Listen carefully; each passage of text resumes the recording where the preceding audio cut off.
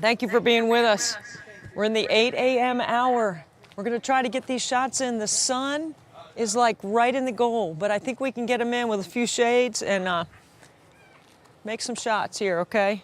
Maybe a couple warm-up shots. Sanchez, thank you for rebounding. Once again, we're above and beyond complying with the Mount Pleasant noise ordinance by passing and not using the dish by turning it on. Okay? All right. Let's go. 1.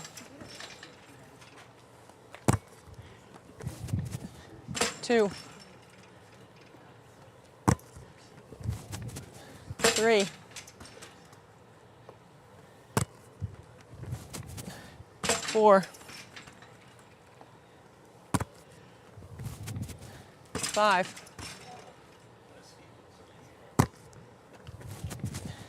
6.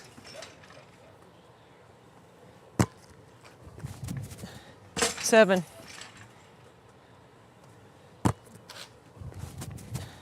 8.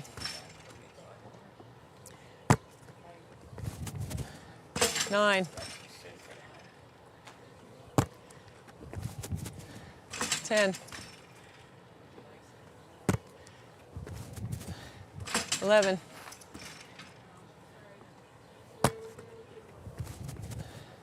12.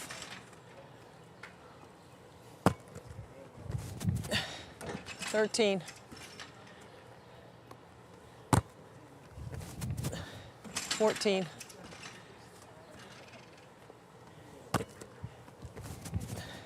15.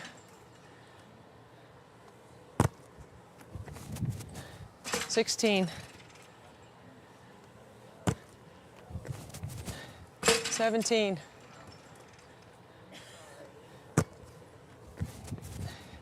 18.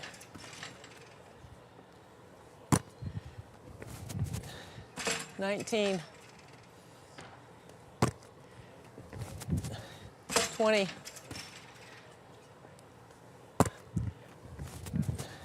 21. 22.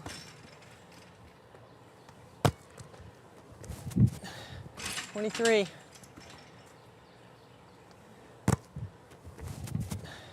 24. 25.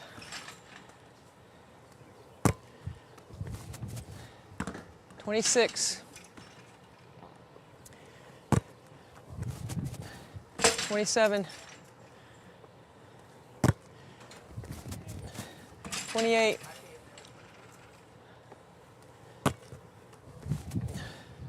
29.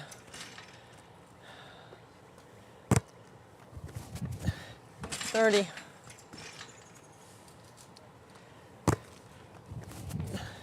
31. 32. 33. 34. 35.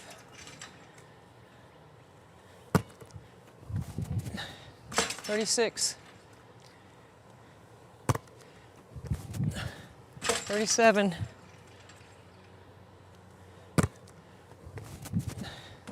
37.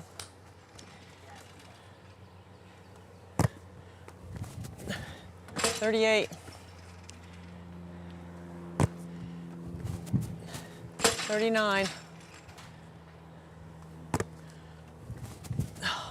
40.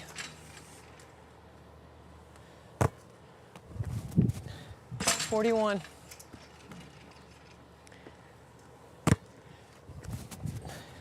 42.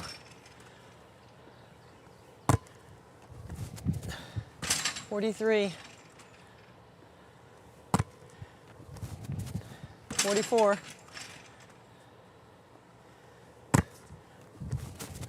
45. 46. 47, 48,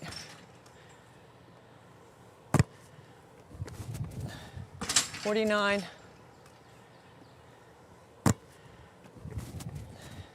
50,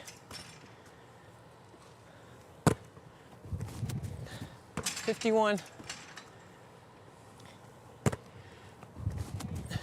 52,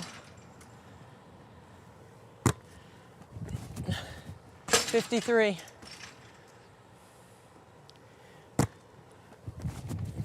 54, 55, 56, 57, 58, 59,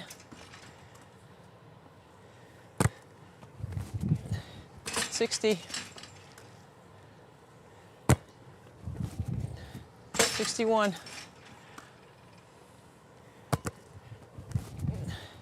62, 63, 64,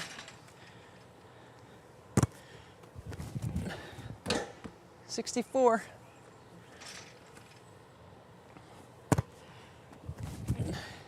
65,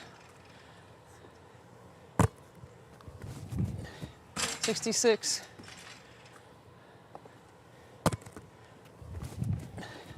67, 68, 69, 70, 71, 72, 73, 74, 75, 76,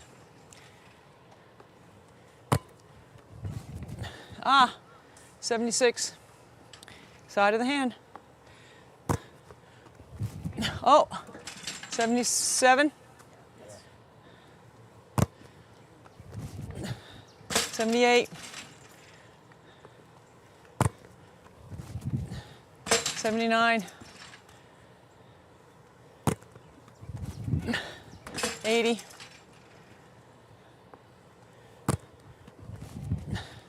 81,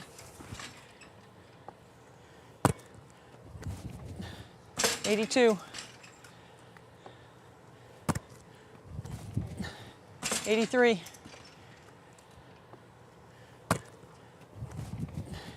84,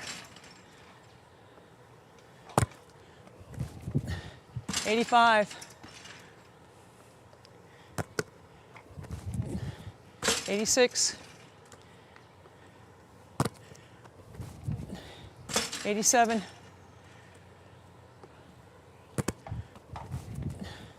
88,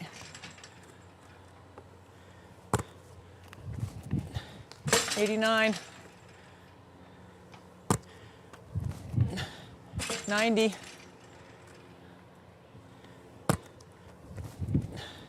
91,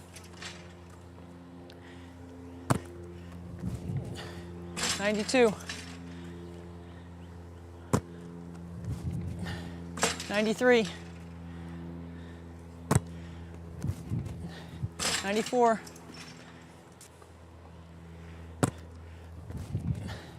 95,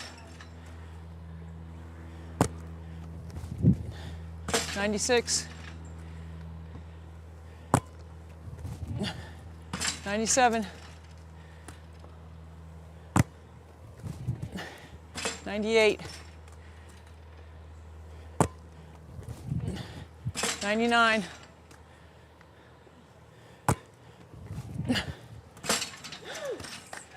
Okay. All right. Hey, Women's Sports Network, thank you so much for being with us. We're so pleased that you were able to join us along with Facebook and YouTube and helping us promote Special Olympics, creating awareness, raising some money, and we desperately need it. So if anybody's listening and can give 1 penny for every free throw that we make, it will be greatly appreciated by families like mine. Okay, coming up next. I know people would have a hard time believing that NC State and North Carolina can actually get along when it comes to basketball, but we can. My dear friend, Matt Doherty, who is a guy that I really respect and admire, gave us some time to help us promote Special Olympics. And after that, you're going to want to stick around because that 9.9 million rating that happened in women's college basketball this year on ABC and ESPN has a lot to do with our guest, Caitlin Clark. That's coming up in this hour. Matt Doherty from North Carolina and Caitlin Clark from Iowa. How about Matt Doherty? North Carolina and NC State can definitely get along in this conversation, and we always have. I have the utmost respect for Matt as a player and as a coach and all the things that he is doing inside basketball, not just college basketball, but basketball in general and how he leads. Matt, thank you so much for being with us. My pleasure, Debbie. Always fun to be on with you. I mean, this is a real thrill. You know, you and I have been connected over the years through a golf event that we play in together in October. It's called Dan Jansen's Invitational, you know, that speed skater, and he definitely could speed skate around a lot of people still. I mean, he's in incredible shape. It's just great to see you and Kelly at that event and how much you support Dan and his efforts to raise money for cancer. I just wanted to spend a little time with you because I think our viewers would be interested in, you know, we know a little bit about your past, but I want you to go ahead and tell us a little bit about your journey. Sure. Oh, wow. How much time do we have? I think the thing that I love talking about, and most people will think it's kind of weird, but I love to talk about failure. I wrote a book, Debbie, called Rebound from Pain to Passion. And then I have a rebound. There you go. And I have a podcast that you've been on, and you were great. People still talk to me about your podcast because we all go through adversity, and some people mask it, and people look at you on TV and see these pretty ladies talking basketball, is always smiling, laughing, but they have no idea what you went through with your son and you know, Frankie, and the hardship and the challenges. And then, you know, who were the cheerleaders that helped you get through that, like Kay Yao? Those stories are very powerful because everybody has a story. And in business, I'm an executive coach, so I work with business owners. And one of the topics we talk about is isolation relief. Who can you talk to? Because vulnerability is the new invincibility. So if you're sharing your vulnerabilities, it lightens the burden, it lightens your load. And it also helps other people because they think everyone else has it going on, right? I tell people I wear 3 masks. I wear the tough guy mask because I'm from Long Island and I'm supposed to be a tough guy. I wear the smart guy mask because I want people to think I'm smart. And then 3, I wear the got my stuff together mask. And I generally don't have my stuff together. And so, and when I feel like I do, it's very fleeting. And, but when you share that, people lean in and it gives them peace because, oh my gosh, I'm not the only one. I thought that Debbie had her stuff together, but she went through this amazing trial with, you know, the birth of Frankie and watching him and helping him grow up, and the fights you had with the school district, and how they wanted to treat Frankie. And so when I hear those stories, I'm like, wow, look at Debbie, she got through that. Maybe I can get through this too. Mine's not nearly as bad.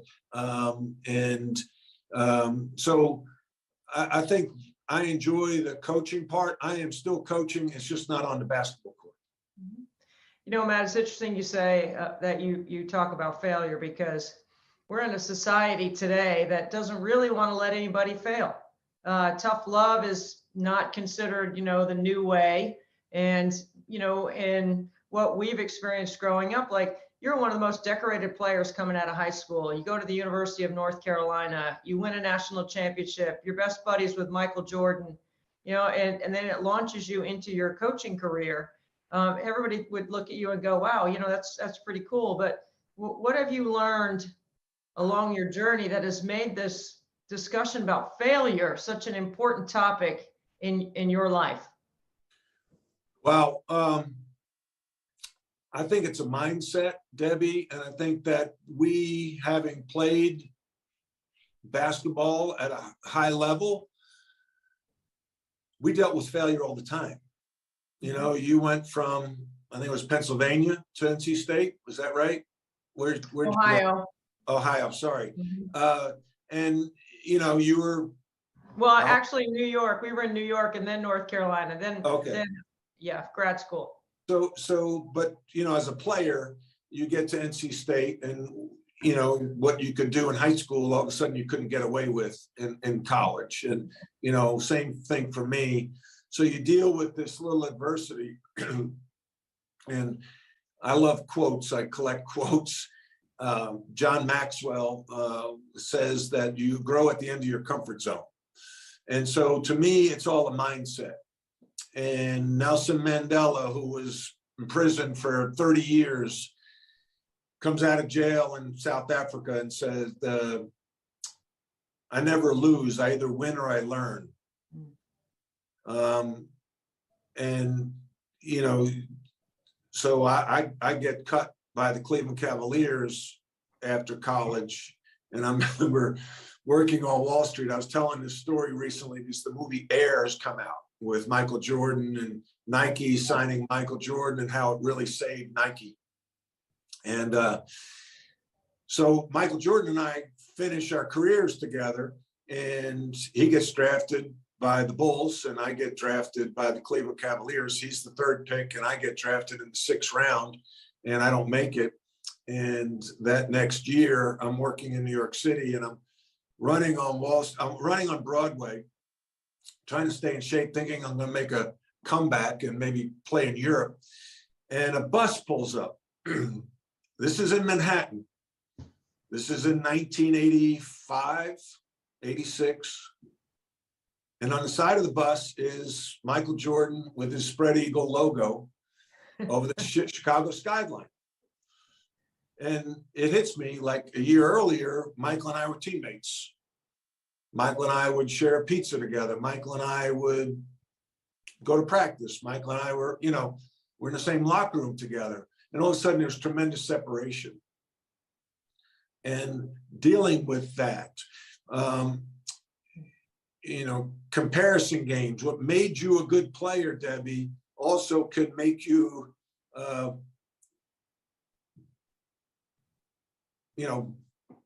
hurt your peace of mind, right? You probably, you're a competitive person. You wouldn't be where you are without being competitive.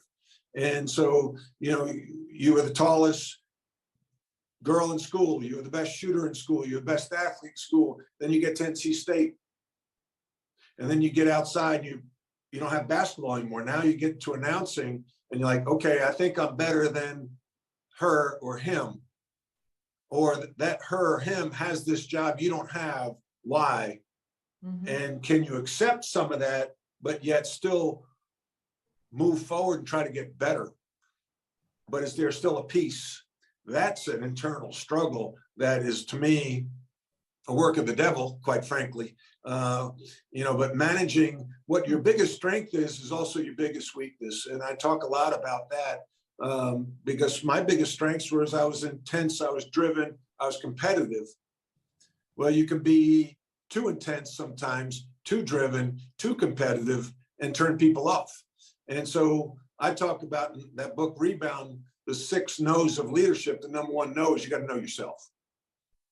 And so I'm 61 now. I know that surprises you. I know that surprises you, but you continue to learn. You continue to be curious. Mm-hmm. You continue to get better.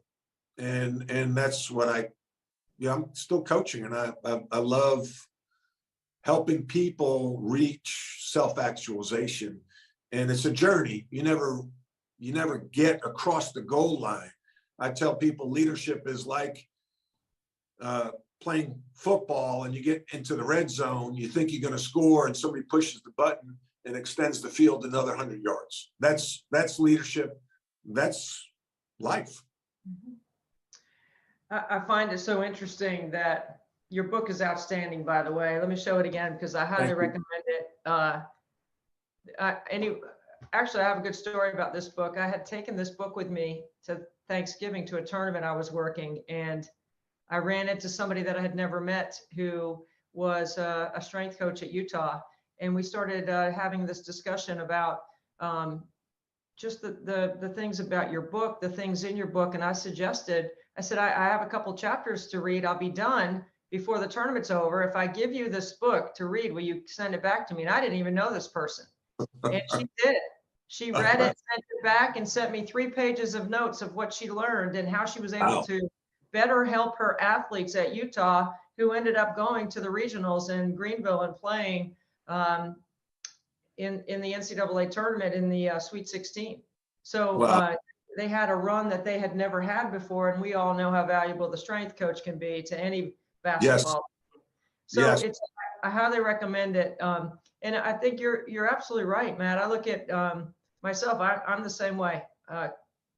My competitive drive is my strength. It's also my weakness. There are things out there that I don't know why I don't have on my resume or work. I'm not allowed to do that, or I can't get that piece of work. But that doesn't change my drive. That's where the competitive drive can be good and can be bad. Yeah.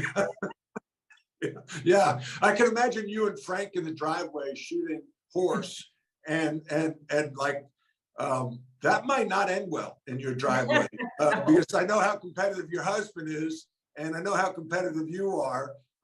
So that might lead to maybe a very quiet conversation over dinner. I don't know. It's also the boys too. There's no one cutting me any slack around here, and they don't take it easy on me in the driveway either. So, but it's fun. It's all part of the makeup of our guys too, which is kind of nice to watch. They've done a nice job of finding balance there, because I think they have learned, right? I mean, they listen to us, they watch what we do, they see how driven we are, they see when failure comes. I don't mind sharing it with them now because they're older, because I think it's important that they understand it so they can learn and move forward as well. And that gets us to Frankie, because it's just as important for him to learn to succeed as it is for him to learn how to figure out what to do when it doesn't go his way or an issue comes up. And he's not somebody who's going to, be able to pick up the phone and exactly tell me what it might be, but he's a really good self-talker. And when he self-talks, sometimes you can figure out what's going on. And if you listen to him long enough, he usually comes up with a solution. It might take him a little bit to get there, but we all do a little self-talk, don't we? Self-talk, it's funny you bring that up, Debbie, because I think it's one of the most important things we do. And so many people sabotage because their thoughts and their self-talk is negative. And so that's what you're feeding yourself. Right. And I think a couple things come to mind. This is where the value of faith comes in. I do believe that God doesn't promise us a smooth path. He, in fact, promises us hardship so that we do lean on his understanding and not our own understanding. And that should give us a peace if we have a relationship with God. And some people get uncomfortable when you start talking about religion, but I do think that there is a void in our country in that regard, and it needs to be reintroduced. Mm-hmm. And I think some of my work, I try to drop breadcrumbs to the Lord. I don't want to throw it at people's faces because nobody likes that, but just to introduce that to people because it's powerful. And if we have our own understanding, I think the devil's pretty good, and the devil starts working on us, and we need the peace that only God can give us. And then I think we need encouragers in our lives. We need to be around people that we can be vulnerable with and that they can be champions for us. And sometimes what you just discussed with Frankie, when he verbalizes it, when it actually comes out of your mouth and you hear the words coming out of your mouth, you realize maybe sometimes how ridiculous it sounds. Mm-hmm. You know, I can't do this. Oh, that person doesn't like me. We start to play games with our minds, and when there's a lack of communication, the default emotion's negative. When there's a lack of communication, our default emotion is negative. So sometimes we just need to verbalize it. And I know that I don't want judgment. We don't. I'm a fixer. You're probably a fixer. And I think sometimes the best gift we can give somebody is just to listen. And don't tell them how they can fix it. But I'm a coach. I fix things. And to have the piece of, let me just talk to you. And as it comes out, I'm sharing my burden. So I just automatically unloaded 50% of the weight on my shoulder by sharing it with you, Debbie. And you just listened. That's powerful. There's power in that, and that sharing, the ability to share, and the ability for that person to listen and absorb like a sponge. So now that weight is lifted, and I can trust you with that burden, that you're not going to weaponize that against me. And we need more of that, because people share on Twitter, and all of a sudden, bam, you know, and there's so many people prejudging your thoughts. And that's prejudiced, prejudging. It's not a safe place. We need safe places. The kids with Snapchat, like I heard this the other day, a kid can put something on Snapchat, and like I'll express maybe an interest in you, Debbie, as a younger, you know, Debbie, I mean, you know, these young kids, and then you just go away and you leave me hanging. You know, now it's open. Mm-hmm. And now people will make fun of me. That's one of the reasons that mental illness is probably at an all-time high in our country, because we are putting our self-worth in the hands of other people, mm-hmm. instead of the hands of God and maybe a few close friends that really mean something.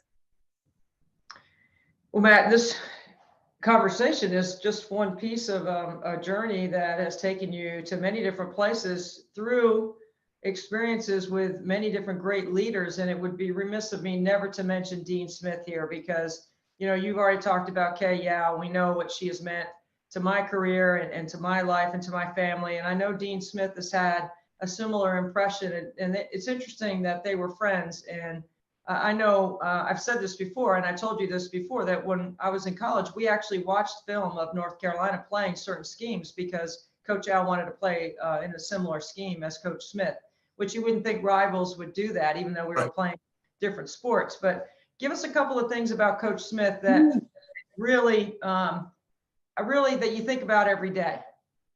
Yeah, I talk more about Coach Smith now as an executive coach as I did when I was a basketball coach. Business is a contact sport, and every organization is made up, I call it the organizational triangle, 3 things: talent, systems, and culture. And the better your system and the better your culture, the better your talent will perform. Coach Smith had an elite system and elite culture. He was so smart. And at the end of the day, Debbie, culture is king.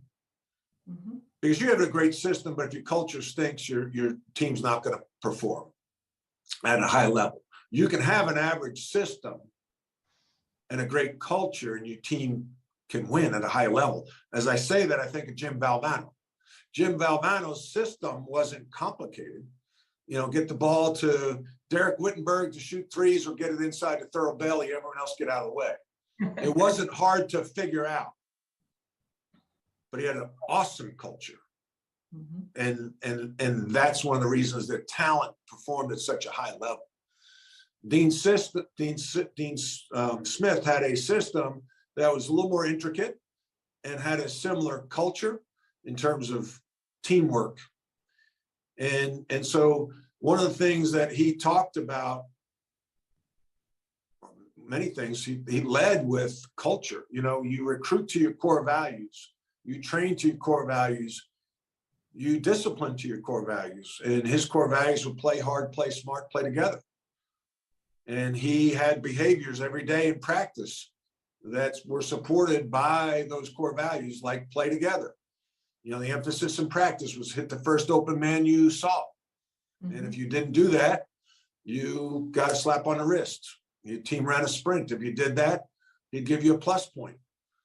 With plus point, you accumulate the plus points, it gets you out of running sprints at the end of practice. He had a system. And then the one quote that that he said, and he said this to me when I was coaching there. He said, praise the actions you want repeated. And I was a find the flaw kind of coach. I was like, Debbie, you missed the box out on the baseline. Debbie, you didn't run the floor fast enough. Instead of saying, Debbie, great box out. Debbie, way to run the floor. Because I felt like, well, you're already doing the things that you're expected to do. Why stop and praise that? That takes up too much time. But that creates a loyalty. And it also, your teammates then say, boy, is that all it takes for get the praise? It's like a kid, right? Whether it be your other kids. Like my mother was so smart. I'd be in the grocery store. I had 3 older sisters, and then it was me. And then my brother showed up a lot later, and we'll talk about that in another episode. Irish Catholic family, you know how that is. Yeah. Yeah, you get it. So I'd be in the grocery store, wall bounce in East Meadow, fidgeting, like starting to mess with stuff in the aisle, grabbing candy, you know, messing around, fidgeting. And she'd say, oh, Matthew, you're so patient. And I'd stand up straight. I'd stand up straight. She praised the action she wanted repeated. She didn't get on me for being impatient. Like, that's really smart. That's emotionally intelligent. And that's what Coach Smith would also do. Praise the actions you want repeated. Such a great parenting tool as well with your own kids to get them to have the kind of team culture you want to have in your family. We try to do those things too. I love that, Matt. And I love that you and I have become such good friends, and I'm so respectful of what you've done and how you've gone about conducting your business. And then to put it in a book so that everyone else can learn from some of the decisions that you made that maybe you would redo or think again is really so insightful, because you mentioned vulnerability at the very top of this interview, and that's exactly what this book reveals. And that makes you more endearing to a lot of people. And not that you weren't beloved anyway. I always loved and respected you, but it's another level now, man. It's another level. Well, that coming from an NC State gal means a lot. And we can reach across the aisle and play on the same team. Now, it's been really cool to get to know you and your family, and sitting at dinner at the Dan Jansen event with your husband, Frank, and my wife, Kelly, and to do like the deep dive, like the name game. So Frank, where are you from? Well, I played at Columbia. I'm like, huh, where'd you grow up? Deer Park. Huh, when did you play at Columbia? Huh, do you know Gene Larkin? Oh yeah, we were teammates. Well, Gene Larkin, as we talked about, Gene Larkin was the starting point guard on my 8th grade team. And turned out to be your husband's teammate on the baseball team at Columbia University. So the world, as we get older, gets smaller and smaller and smaller. And thank you for allowing me to join you on this broadcast today. Well, thank you, Matt. And we look forward to seeing you again soon. Hi to Kelly, and really appreciate you being on 24 Hours Nothing But Net with us. My pleasure. Thank you.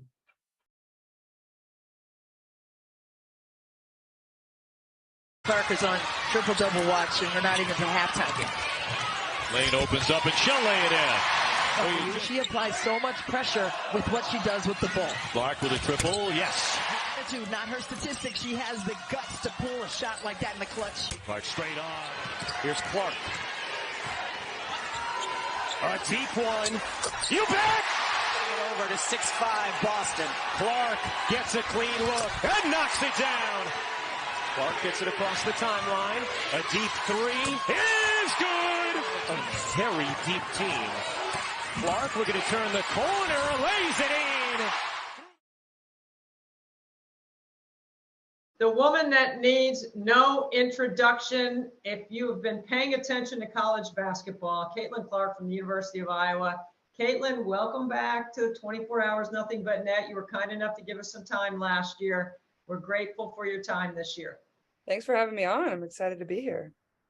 Well, you know, what a year. Like, I don't even know where to start. Like, when people come up to you all the time for your autograph and your photo, and you always grant them that, what's it been like? You know, your celebrity is like off the charts. It's been really special. And like you said, obviously it kind of took off even more so in March. I feel like obviously around Iowa City, I was kind of already, you know, a big deal. People knew who I was, but even, you know, when I go other places now, people still know who I am. So it's pretty cool. I think just seeing the growth of women's basketball through the whole tournament has been really special. And I think, you know, sky's the limit for women's basketball too. I think people are finally, you know, starting to understand how good the product is, how good the players are. And I think that's like the most exciting thing to me is, you know, it's only going to go forward. And, you know, I'm lucky enough to have another year. And I think, you know, it's going to be special. I think our arena will be sold out for every single game. So you can't ask for much more than that. No, you can't. And as a matter of fact, you guys had to stop selling season tickets because you sold out the full allotment. It's very exciting. All right, so there's a lot of places we could go, and it's just so fascinating to watch what you've been able to do. I think that in my own little world, you know, I have three major well, really four, and you answer all of them. Hashtag ticket selling player. Hashtag shoot till your arm falls off. Hashtag the product is the narrative. Hashtag 3 W's of a good point guard. Who to get the ball to, when, and where. I mean, you got it all, Kate. You got all of it. It's so cool to watch. No, yeah, I think those are the biggest things. And I like the last one. I think that's the most important as a point guard is knowing when to get your teammates the ball, where to put them in a position to be successful. And I know we've talked about that a lot, but even Coach Bluter, you know, that's important. You want to be able to set your teammates up for success. And, you know, as a point guard, you kind of got to be the extension of the coach on the floor. So I think that's something I've kind of learned over my career, you know, not always needing to make the home run pass or the hero shot. You know, just take the easy one sometimes, but also, you know, set your teammates up for success. You draw so much attention yourself. And obviously this last year, Monica drew a lot of attention on the block. There was just opportunities to create for maybe Gabby Marshall, Kate Martin, McKenna Warnock, players like that, where you can set them up and be successful. So I think, you know, being able to understand that is an area I've grown into, but it's something that's like really important as a point guard. You handle the PR around your situation in your team as well as anybody, maturity beyond your years, honestly, because you always think team first. Where does that come from? I think, honestly, more than anything, kind of my parents and just kind of how I've always thought about the game. I think, you know, I always say I'm lucky enough to play a team sport. And once I, you know, realized you don't have to do everything yourself, that's when I started, you know, really playing my best basketball. When you realize you got 4 other girls on the court at the same time as you, and you can always rely on them, it takes quite a bit of pressure off yourself. And I think I also realized, you know, I wouldn't be the player I am if it wasn't for, you know, the 4 other people on the court at the same time, but also, you know, the other 10 that are out sitting on the bench, and obviously the coaching staff too. But, you know, my teammates are also my best friends, so it's easy to give them a lot of credit, and, you know, they certainly deserve it. And I think that's what makes us so good is we have such great chemistry, you know, not only on the court, but also off the court. You know, we're each other's best friends. We love spending time with each other. Most people are probably like, how do you guys not get sick of each other? But, you know, we truly love spending time with one another. And I think that really shows. I think it shows the trust we have with one another, the ability, you know, to hold each other accountable and know it's coming from a really good place. And, you know, that's really important if you want to reach your goals. And I think that's something, you know, over my 3 years that we had to improve in, to be able to have the year like we did last year is, you know, trust and accountability. You know, that's very important for your team to go far. And that's an area that we took really seriously. And you guys work at it and you can see it, because it could be very easy for things to get divisive, because here you are, you get all the credit, you get all the celebrity, you know, everybody wants your attention, and some of the others, you've always included everyone. And it does take work to do that. It's really a study in team chemistry for sure, because on the women's side, we usually don't have that. You usually find some drama somewhere, but you guys don't seem to have any of that. So that's a good thing. All right. No. So winning and sweeping all the National Player of the Year awards, where is all your hardware? Like, you have nothing in your background. Where do you keep all your trophies, plaques, all your medals, you know, all the things, your academic All-American award, all of that? Yeah, honestly, most of it's at home with my parents. I think they've just put it in a closet downstairs for the time being. I know my mom had to get like a storage unit because I was accumulating like so much like clothes and trophies and just a bunch of stuff. Like, obviously when you go to the NCAA tournament, you're getting a lot of stuff there too, just like memorabilia and things like that. So she was tired of me just stacking it all in the basement of my house where I grew up. So she had to get me a storage unit where I've been keeping all of it. So I know hopefully like one day when I have my own house, I can, you know, find somewhere cool to put it or something like that. But I know our office here at the University of Iowa, like our women's basketball office, is they get replicas, and I know they're building a new trophy case to, you know, put all the stuff, not only of myself, but Megan Gustafson, Coach Bluder's Coach of the Year awards, you know, and obviously we've had a lot of really, really good players, a lot of academic All-American awards through our program. So I know they're working on a new trophy case to be able to display all those awards from, you know, Coach Bluder's time here. But even before that, obviously, we have a great tradition. Coach Stringer had a lot of really good players. So being able to display all that stuff will be cool in our offices. But yeah, I don't have any here with me. I made my parents take it off my hands and kind of made it their problem for the time being. It's a nice problem to have, and I'm glad Iowa is going to showcase all the awards. So I want to ask you about this, because my coach, Kay Yao, used to talk about this all the time. Awards versus rewards. Where do you keep the rewards of the season? I feel like those are more so like my memories more than anything. And I was looking through some pictures, I think just like 2 days ago here, and I was just like, oh, I just would do anything to go back and live in that moment, like just for an hour, just because one, it went so fast, but I knew that at the time being, so I was just trying to soak it all in. But also, I mean, you never know if you're ever going to get back to that point. It's one, so hard to get there, and two, really, really hard to get back. So I was looking through some pictures and I was just like, man, those were some of the best moments I probably will have in my entire life.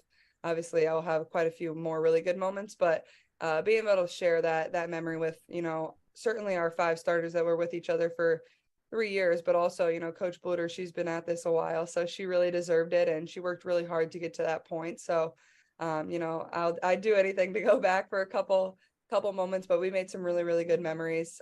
You know, I was just thinking the other day, like, I just want to go back and rewatch even some of the games, because it kind of takes you back to that moment. So I think those are just kind of the memories more than anything that you'll keep for forever. And obviously that means more than, you know, an award sitting in my parents' basement.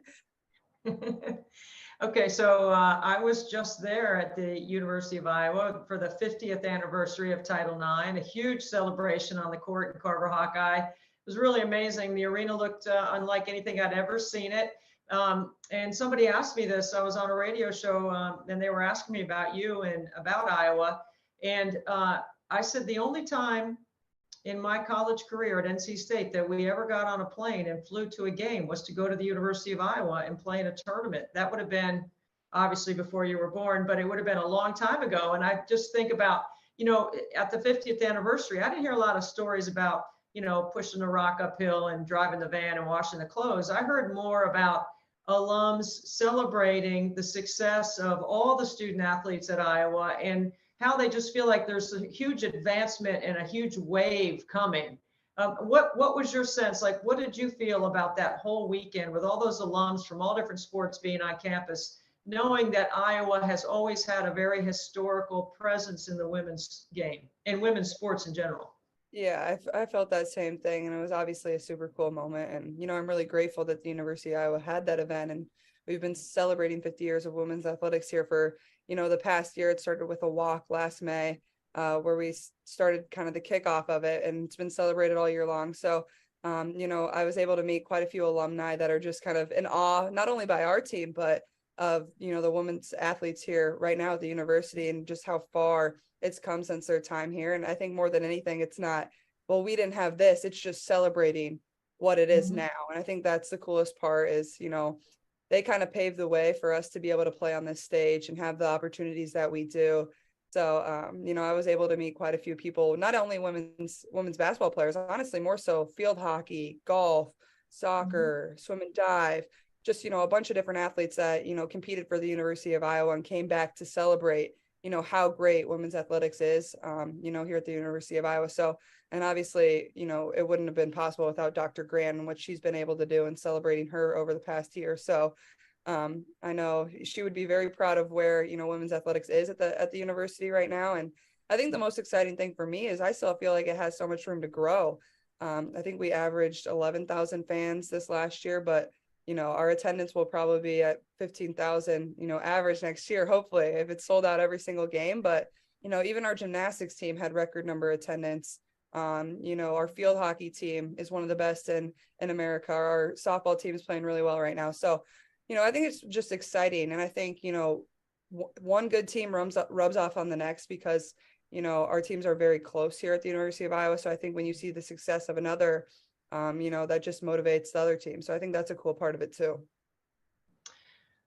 I see your Tippy Business School marketing hat on your head right now. And I know as an academic All-American, right, you're learning a lot of stuff in books, but really the School of Hard Knocks is what you're living right now, Kate, because you got so much coming at you at one time. And I know you have lots of help and a lot of people that are helping you with your whole branding and all the things that you're doing in the NIL space and all those other things. So when you're wearing your own marketing hat, how are you managing all of the business that comes with being Caitlin Clark right now?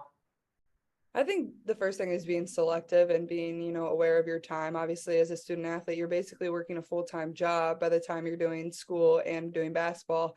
And then you add in the NIL stuff. So I think surrounding yourself with people that are looking out for your best interest. And I think that's exactly what Coach Bluter does, exactly what my family does, who helps me with a lot of it. So I think that's the biggest thing. But ever since I was a young kid, my parents always made sure school is the first priority before sports were. So, that's kind of how I'm driven, even though they're not here with me in college.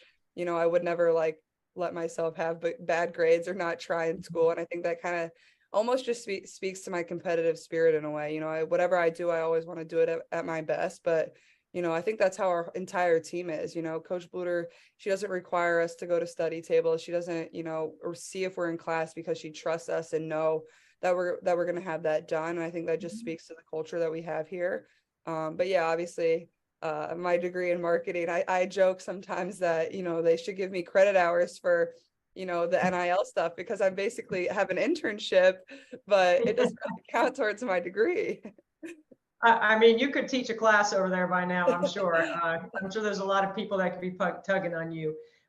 So, all right, let's talk a little bit of hoops right here because, I had some time in February and I was in the state and I came over and we got to hang out. It was highlight of the year for me because we spent 2 hours together in the gym with just the two of us, you and a ball, and talking hoops and breaking the game down. And it's fascinating. Those that watched those videos that we did, those were all one takes, which was just amazing. Like I can't do everything with a one take, but you gave your scouting report. You told people what you like to do. You even told them where you were going to score from, and nobody stopped you. Like no one stopped you, Kate. How does that happen?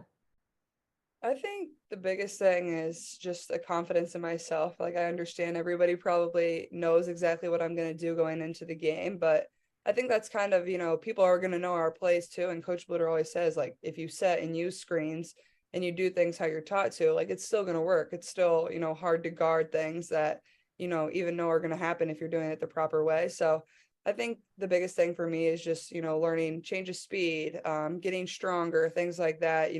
It still makes it really hard to guard, even if you know what I'm going to do. And I also think being able to do a lot of different things, whether it's driving to the basket, whether it's the mid-range jump shot, whether it's a three-point shot, I think, that keeps the defense on their toes too, rather than, just being one-dimensional and shooting threes. They can kind of plan for that a little better rather than, maybe one possession I'm going downhill and one possession I'm pulling up for a three in transition. So And obviously, you know, the best part of my game is obviously in transition, and that's the hardest part to guard. So, you know, that's always what Coach Bluder preaches is, you know, our best offense is our transition offense. So it's really hard for teams to guard that, and that's what we always want to get to. I think you are absolutely fascinating. And for somebody like me that has been around the history of the game since the beginning and seen such great players since Cheryl Miller all the way through up into what you've been able to accomplish, it's so fun to watch, and it's exciting and it's inspiring, because this is exactly what we'd hoped for, that there'd be this kind of attention on the game, and that there would be a lot of people pulling for you and trying to emulate you. A lot of little girls and little boys in their own driveways are trying to do what you do. One last thing, Kate, is you know, I mean, I'm just so impressed by so many things that you've done and how you go about conducting your business. If you were going to spin your magic wand on what you want next for the game, like what you see coming, there's a lot of change from a marketing standpoint. I know I've advocated my entire career for certain things inside the game. If you had a chance to be president for the day, or if you had a chance to change the game or make some, you know, evolutionary change in how we go about doing things, what would be one or two things? Because I know I'm putting you on the spot, but what are a couple of things with your marketing hat on and the growth of the game would you like to see? Oh, You already got the Caitlin Clark rule in place, right? You know, there's a new rule coming out in college basketball, and I'm calling it the Caitlin Clark rule on the air, because it is specifically about the, you know, the tossing the ball behind your back, delay game, that kind of thing. We won't go into it, but you got your own rule now, Caitlin Clark rule. That's cool. I don't know, man. Honestly, well, didn't you propose something like the whole NCAA tournament to be in Las Vegas, right? Yes, I did. Would you like to help me co-chair that? I think that would be pretty cool. You know, obviously, I think I thought the fans at both sites were really, really good, but obviously having two locations on East and West Coast makes it hard for women's basketball fans in the Midwest, which I think there are a lot of.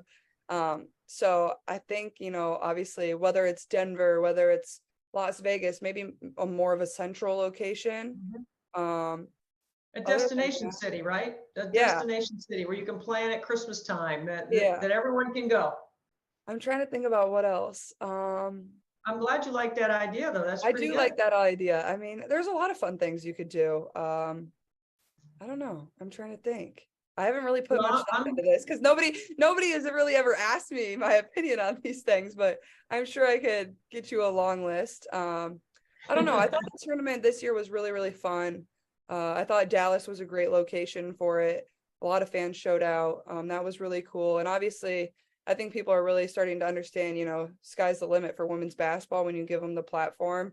And I know, you know, we were able to meet with the NCAA after the whole thing was over and give them feedback, which was really cool. And they were very open to learning, you know, how can we improve this? How can we make it better? Not only for the student athlete, but also for the fans, for the families of the players. You know, what can they do to help improve the experience, which I think is very important too. And, you know, that's only going to help move it forward, you know, as we go. But yeah, I think, you know, there's only room for growth, but also it's made a lot of growth since the bubble, which I also experienced. So it's been kind of interesting, you know, my career here, because I started with the bubble. Then the year after that, you know, we get kicked out in the round of 32. And then we make the Final Four. So all three very different experiences. But, you know, I hope, you know, I can repeat and get back to the Final Four next year. I'll be happy to take you on my committee meeting to the NCAA when that happens, and you can help me advocate for, you know, one neutral site for the Sweet 16, separation from the corporate partner program, so we have some autonomy to sell on our own, to create our own inventory, all those things that you're talking about in your marketing class. I've lived it. So you and I have a lot in common, Kate, and I'm so blessed that you took the time. I know your time is very valuable. I know this is a great time for you to recollect and get some rest, but the whole college basketball and basketball in general is grateful for everything that you do and how hard you work and how you keep your focus where it needs to be so the game can continue to evolve. And we sure do enjoy watching you. And I'm going to be inspired by you in the driveway. I'm going to, you know, use my 3, 4, 5 a.m. hours to be thinking about what would Caitlin Clark be doing right now besides sleeping? She might be in the gym. Maybe not. I know you're a late night, like to go in the gym late. 3 a.m. Come on. I don't know about 3 a.m. I'm more Well, of a one look- day we're going to get you Sure. here. One day we're going to get you here, and you're going to be one of our celebrity shooters here in the driveway in Mount Pleasant. We'll make All right, that I'm in. happen. I'm in. And I'm so grateful for your time, Kate. Thank you for helping Special Olympics, a cause Yep. I know that means something to you. Absolutely. Thanks for having me on. I always love talking to you. The great Caitlin Clark. So a couple of weeks ago, I was the MC at the University of Iowa's Title IX celebration.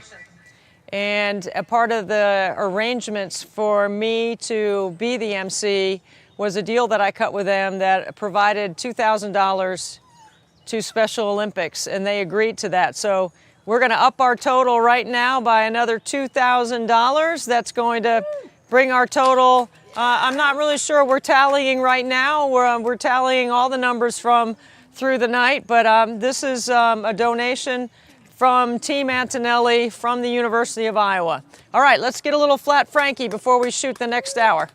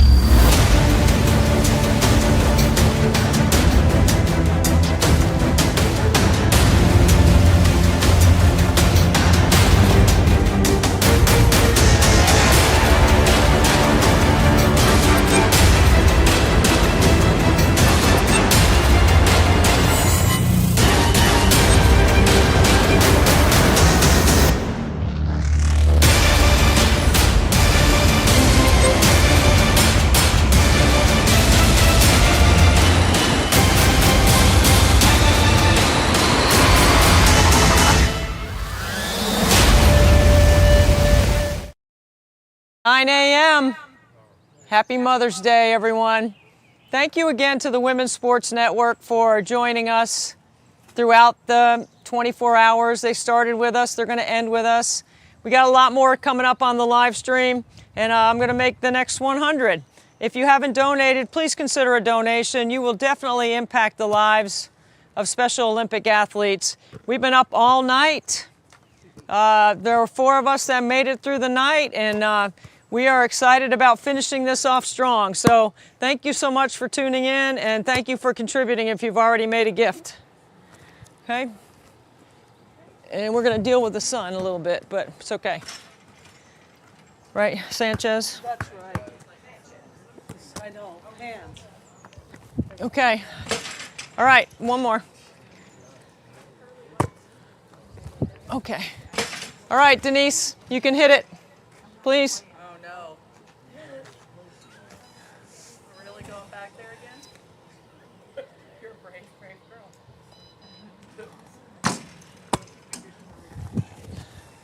1.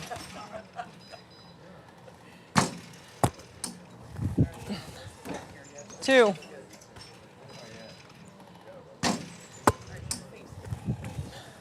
3.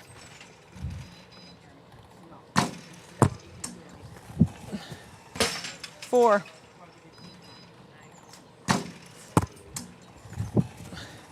5.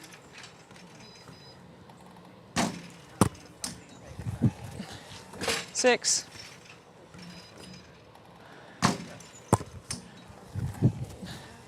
6.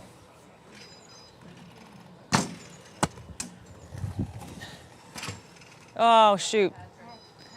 6. Freeze. Oh, there we go. There we go. Oh, it came out. Throw that in. We got 6. You're going to have to start it over, Denise. Put that first ball in back in, Frank. Thank you. 6. Okay. We got 6, right?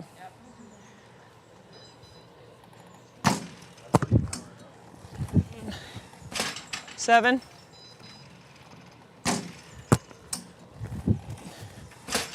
8.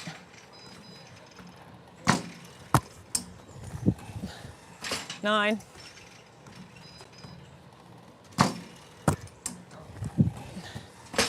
10.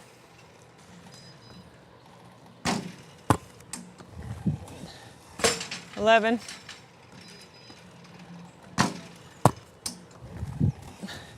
12.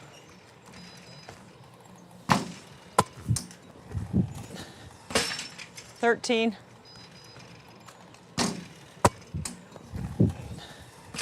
14.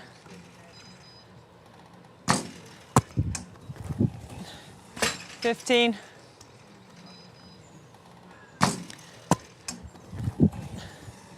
16.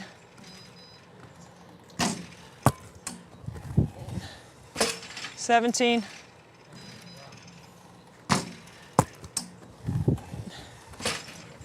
18.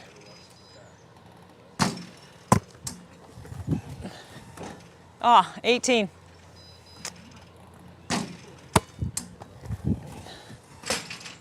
19.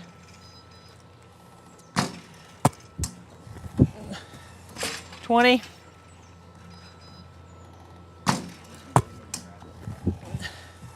21.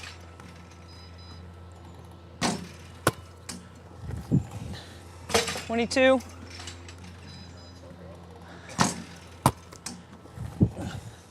23.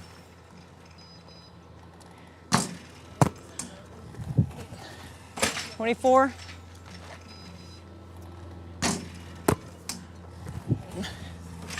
25.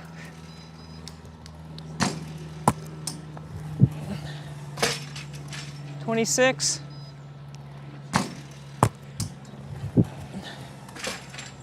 27. 28.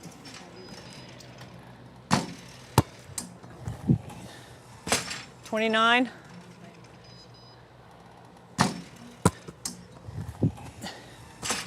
30.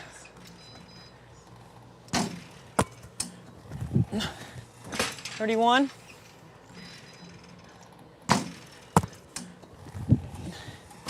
32.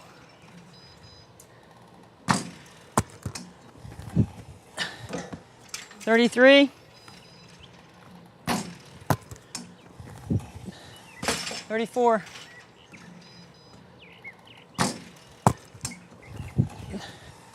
35.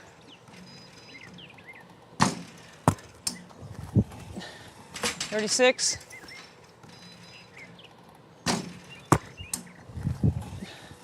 37.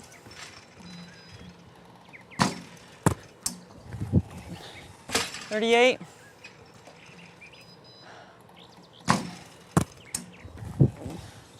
39.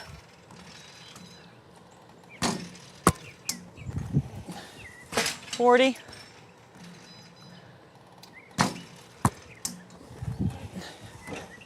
41, thank you.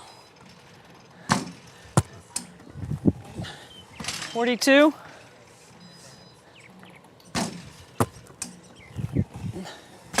43.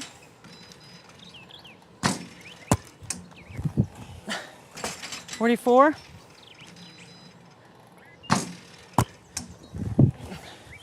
45.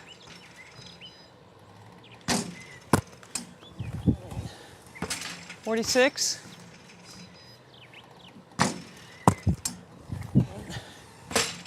47.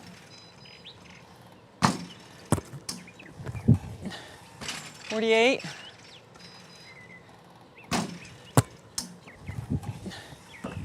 48.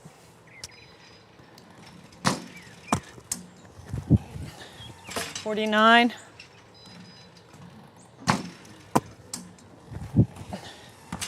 50.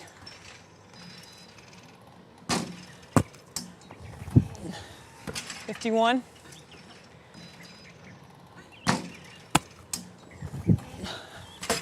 52.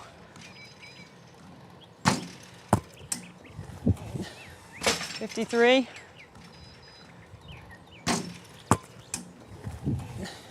54.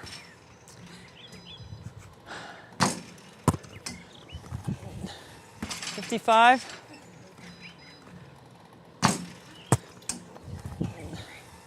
56.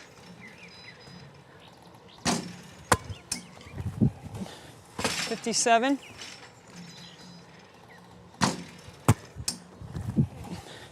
58.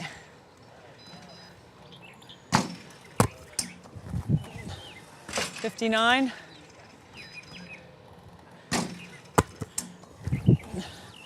60.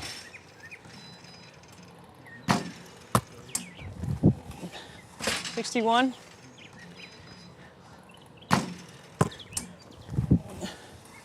62.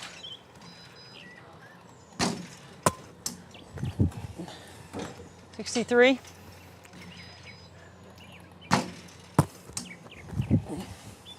64.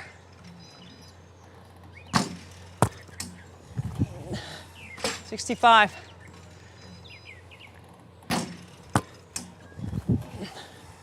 65.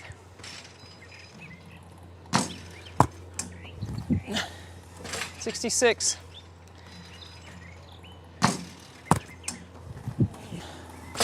67.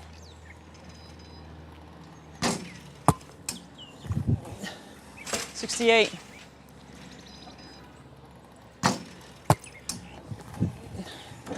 69.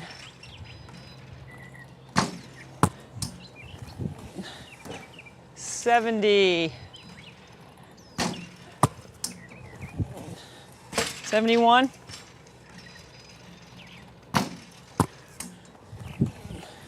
72.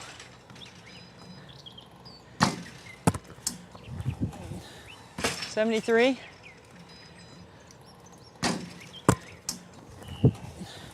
74.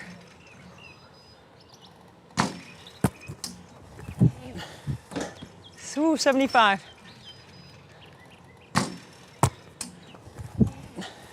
76.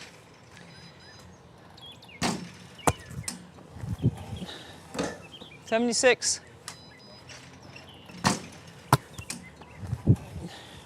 77.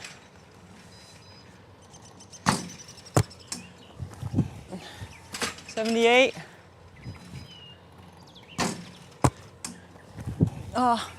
79.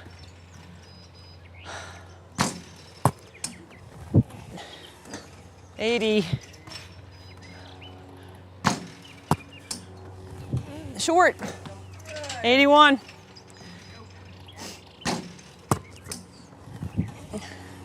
82.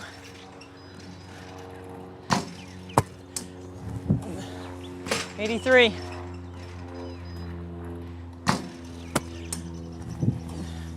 84.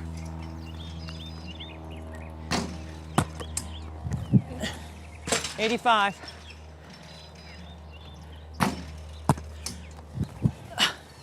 86.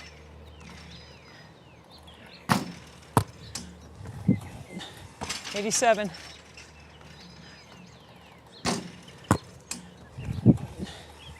88.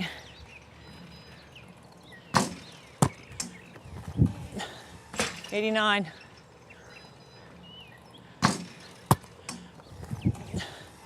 90.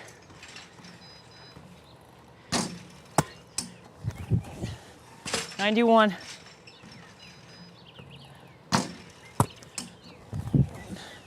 92.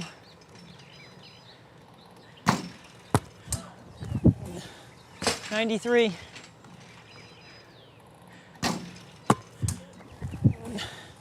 94.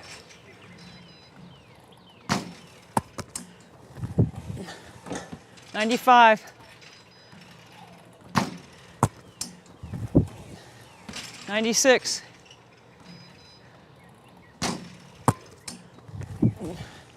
97.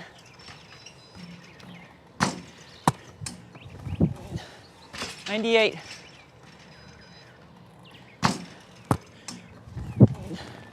99.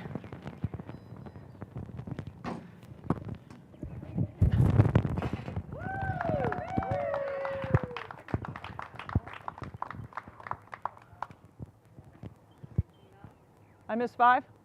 All righty. Okay. So, wow. The best part about that is I only got 2 more left. Coming up next, some great friends. I'm so pleased that they had time to join us. Summer Sanders, you will recognize her from the Olympics, a 2-time Olympic gold medal swimmer who is a friend of mine that I work with on CBS. Katie Meyer, the head basketball coach for the women at the University of Miami, a dear friend to 24 Hours Nothing But Net. And then the great Pat Kelsey, the head coach at the College of Charleston. You want to get energized on Sunday morning? Check all this out. Well, one of the great things about this fundraiser is connecting with friends and for a good cause. And I can't think of anybody better that goes together with friends and cause than Summer Sanders, a 2-time Olympian, a great TV teammate as well on We Need to Talk on CBS. Summer, thank you so much. My pleasure. Anything for you. You are by far the best. You lead by example. Well, thank you. I'm so honored to have you on this because I would have never asked you in the first couple of years. I feel like we had to build up some credibility to get star power like yourself on the live stream. And it means a lot to me that you say yes. You always say yes. Well, I look at my friends, and when they're passionate and they have reason behind what they do, it becomes apparent. And you can only, like I said, you ooze this. And so you lead by example. And I want so much to help my friends that are passionate about their projects. And that's you. Give us a little bit about your story, Summer. I know people will recognize you as the Olympian that you are, but give a little background so people know exactly who you are and what you're doing right now. Okay, well, was originally a California girl, but weaved my way through New York City, San Francisco, Stanford, LA, and then ended up in Park City, Utah, because I met my husband on a blind date, and that's where he lived. I think I'm best known as Sky and Spider's mom. It's my greatest title, and I know that you share that with me. You love being your mom, and you love championing for your kids. That's why we're here. So if I was to define myself, I've always been a bit of a fierce friend and female representative. I was raised by a strong woman who always reminded me how important it was to be grateful for the opportunities that I had. We had that wonderful time, Debbie, celebrating the 50th anniversary of Title IX, and it meant so much to me. And most of that came from my mother reminding me that she didn't have the opportunity and she always wished that she did. So, yeah, I think that's me. I'm just a fierce representative of female sports broadcasting, and I love, raising strong, awesome kids. Tell us a little bit about your kids because it's really interesting what they're doing. Yeah, well, so my daughter Sky just turned 17, and she almost 2 years ago, not close, well, almost 2 years ago, found the sport of rugby. She has always been this aggressive, I want to tackle my brother. And my son Spider has always been like, oh my God, find somebody else to tackle. It hurts. And so she found somebody else to tackle. So she loves the sport of rugby. She's junior year of high school right now. So if anybody remembers their junior year, have empathy for her. But she's crushing it right now. And then my son Spider is 15, and he is a ski racer. So he's at a ski academy, Burke Mountain Academy in Vermont. And, we're just trying to, the greatest bit of advice my mom gave me, and she really gave it to me by saying what she did with me, was she felt the least she could do was match my commitment. I don't know if you've met any swimmers besides me, Debbie, but we train so hard. It's crazy. And so somebody's got to take those crazy kids to practice at 4:30 in the morning.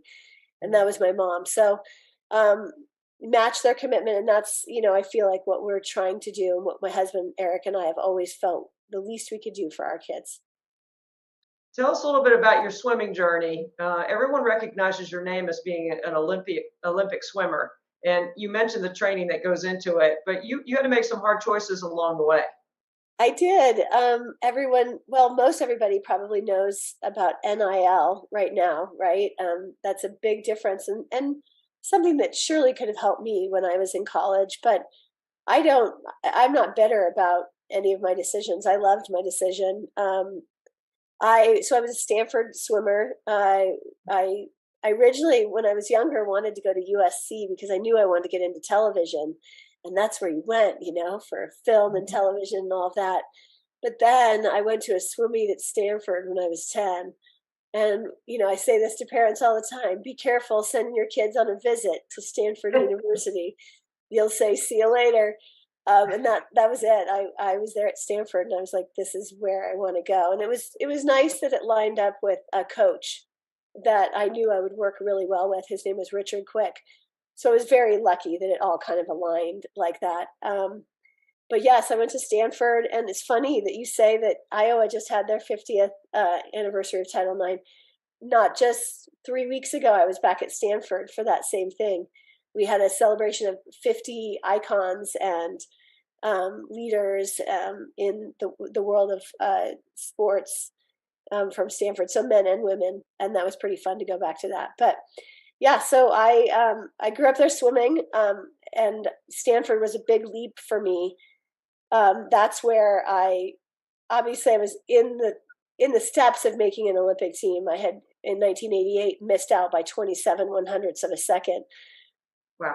So I knew I wanted to make it. I was like, the fire was there, and it was great. And then, showing up on Stanford campus with Richard Quick and all of my teammates, who were my biggest competition every single day in the pool. They were amazing.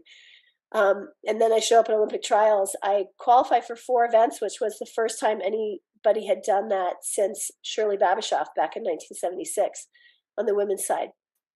So I felt like in such a good place. And then I did think about my business, Debbie. I always knew that I wanted to do something outside of swimming.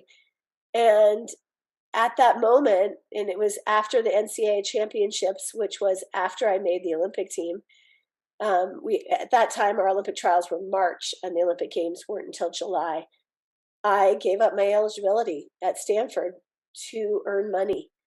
And it was biggest big girl decision. I had to put on my big girl pants, and my dad and I had this conversation. He's like, "This has to be you. I cannot make this decision for you." And he said, "I would just suggest that you make enough money to pay for your Stanford education." So there was final quarter of my sophomore year. I was writing out my check for tuition, room, and board for Stanford University, which I did for for my subsequent 2 more years. So I do. I mean, the only thing I would say is I love the fact that I gave myself 2 NCAA championship years. I loved college swimming. It was my favorite thing ever. And I would just say to every athlete now, like, what a gift that you have, specifically in the Olympic sport era, right? Where you have gymnasts that can experience the joy and the accolades and the monetary moment of an Olympic Games, and you don't have to miss out on your collegiate experience because all of it shapes you. And so I was so blessed that I had that. But if NIL had been in existence, I would have probably swum and loved swimming much longer than I did. I think that's so interesting because you were way ahead of your time. I mean, this was not a decision that a lot of people were making at the time. I mean, they were foregoing their college eligibility. They were trying to figure out how they could stay as an Olympian, keep their amateur status, right? And not become a professional. So that was a very mature and advanced decision at the time, Summer. Like, wow, that's tough. It was tough. It was not easy. In fact, the week after I made my decision, so I had a big press conference. Well, big. But I had a press conference at Stanford, and my awesome coach was there. My athletic director was there, and made the announcement. And then 1 week later, I called my dad, and I was like, "Oh my God, I think I've made a mistake. Do you think the NCAA would let me change it? Can I go back?" And he said, "I don't think so." It was like, "Yeah, that's the way big girl works." It's like you make these decisions, and you've got to stick with it. And it was the right decision. Well, it definitely was a right decision. I mean, look at the brilliant career you've had, and you've been able to do so many different things in television, and they're not really necessarily around swimming. I love the NBA inside stuff that you did for all those years, and then I get to do the We Need to Talk show, which is a wide variety of topics in women's sports, which is really fun to sit there with you and to hear all your opinions and your ideas, which is really kind of cool. What do you enjoy the most about the We Need to Talk show, Summer? Well, I first have to say, Debbie, most people, and this is awesome, it is so awesome that most people actually know me from a show that I did on Nickelodeon called Figure It Out, where I felt like I was living the high life because I hosted Inside Stuff at the same time, but I would go down to Orlando and I would shoot like 40 some episodes, a whole season in about a month. And I got to slime people, act like a 4th grader. It's like I was paid to be a professional 4th grader. And then on the other side of my life, I got to hang out with NBA players and go to NBA games. I mean, it was the dreamiest time of my life. So, okay, my favorite thing about We Need to Talk is being with my co-hosts by far. And also, like, I like encouraging the people that I'm with just to like be themselves, just a sports personality, and just get to hang out together. Mm-hmm. And that's really my favorite part of television, is just trying my best to make everyone shine. Whether it's the guests that we have, I'm always so curious and intrigued and learning from you. Like our last show was right before the NCAA championship, and learning from you and Lisa Leslie about the ins and outs of who's going to be great during these NCAA championships, which, by the way, we need to discuss the men's side, because my bracket, like 99% of America, was completely busted up.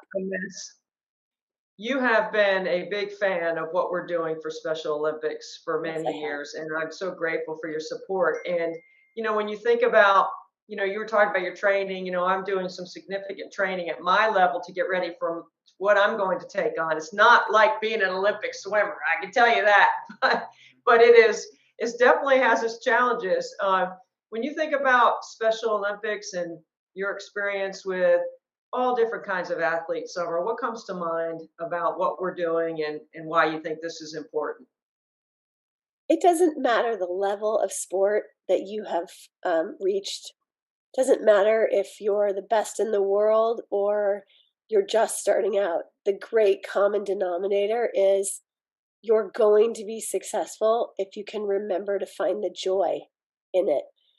Every time I am around anyone who's involved in the Special Olympics, it is for the joy of the moment. It is for the joy of the experience.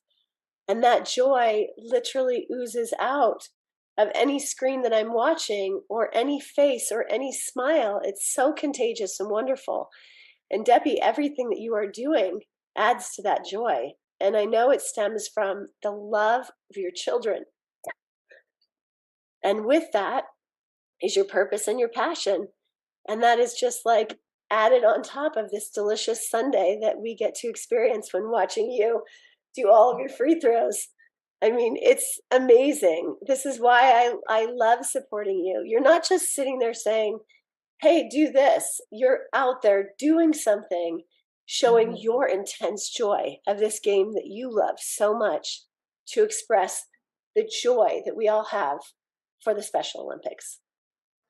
That's exactly it. It's a grassroots, pure in the driveway. As a little girl, you were in the pool. As a little girl, I was on the basketball court, playing all sports, but definitely dribbling a ball and shooting hoops and trying to, become better. And I think with Special Olympics, that's exactly, you hit it. I mean, that's exactly it. Sport is supposed to be an outlet, a source of enjoyment. And that's what we're trying to do, is help this population organize, because families like mine that need that outlet for socialization and training and organization, like my other guys can call up and get a pickup game anytime they want. But when you have a child with special needs that loves to play sport, you have to have a landing spot. This is what we have with Special Olympics. So thank you. You said it exactly the way it needed to be said. Well, thank you. It's awesome. I mean, and you're creating a landing spot. So good for you. You're not just talking about it, you're doing it. And I hope everyone supports you. I can't wait to watch you. I'm just honored that you asked me to be a part of this. I mean, I was kind of waiting for you. I'm sitting here listening to you talk about this, and I'm like, okay, is she going to ask me? Because I am about ready to bust out of my skin right now. So thank you. Like I said, I needed to build up some credibility, and we're sitting here getting ready to start the 5th year of shooting and fundraising. This is a part of the live stream, obviously, for 24 hours that provides some entertainment and some education and some inspiration. And the first 4 years, we've raised $635,000. But Summer, you're going to help push us closer to $1 million. So thank you. Oh, I'm honored. It's all you. It's all you. All you. I'm so grateful for your time. I'm so glad to be your teammate in so many different ways and levels. And thank you for giving us some of your valuable time and for fighting through your cold. Oh my God, I'm so embarrassed. I was coughing. And I should have known where the mute button was. I should have been muting while I was coughing. I am so sorry. Like bad Zoom etiquette. Apologize. Not at all. Look, we're in the driveway and anything goes with a live production in the driveway. So we're good. Okay. All right. Well, keep it up. So proud of you. And thanks, Debbie. Honored to be your teammate as well.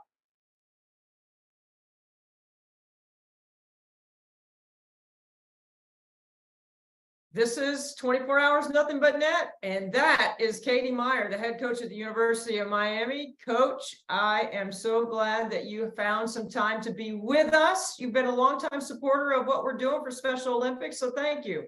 Oh, gosh, I love it. I'm so proud of you. Great job. Well, you know something about philanthropy yourself, because you have the LUTC 43 Foundation, and you're involved in trying to raise money for that cause. Tell us a little bit about that first. Actually, yeah, the board meeting is today at 1:30, and the golf tournament's tomorrow in Sylacauga, Alabama at Purcell Farms. And but the foundation is about, we lost our nephew and in a car accident. He was not wearing a seatbelt and the driver had been drinking. So we thought there were some lessons to learn from that. He was an All-American at Auburn, won a national championship with Cam Newton as his quarterback, and he's the tight end that caught the pass to beat Alabama. So a famous Auburn athlete, and but the dear nephew, and almost like a son to me, and certainly to my sister and brother-in-law, a devastating loss. But we've rallied, and we have the LETC 43 Foundation for safe driving and to end distracted driving, and there's campaigns going on through the state highway associations now too. So hopefully we can save some lives. I love it. Take 43 seconds when you sit in the car to check everything that you have to check, to make sure that everything is seat belt, your seat, your mirrors, all of it. And I encourage my kids to do the same thing. So we've all learned a lesson from the tragedy that your family suffered. But isn't it amazing how you can rally? And when you say family and you say Katie Meyer, I mean, this is big. Like, this is a big family. Talk a little bit about your family, because your mom, Phyllis, on that incredible run that you made this year to go to the Elite Eight, which was the farthest that Miami had ever gone, the farthest that you had gone as a head coach. And your mom got some great publicity. Finally, Phyllis in the spotlight. What was that like? Well, the start of Phyllis's stardom was your podcast when you interviewed the moms, but she was, really just overwhelmed.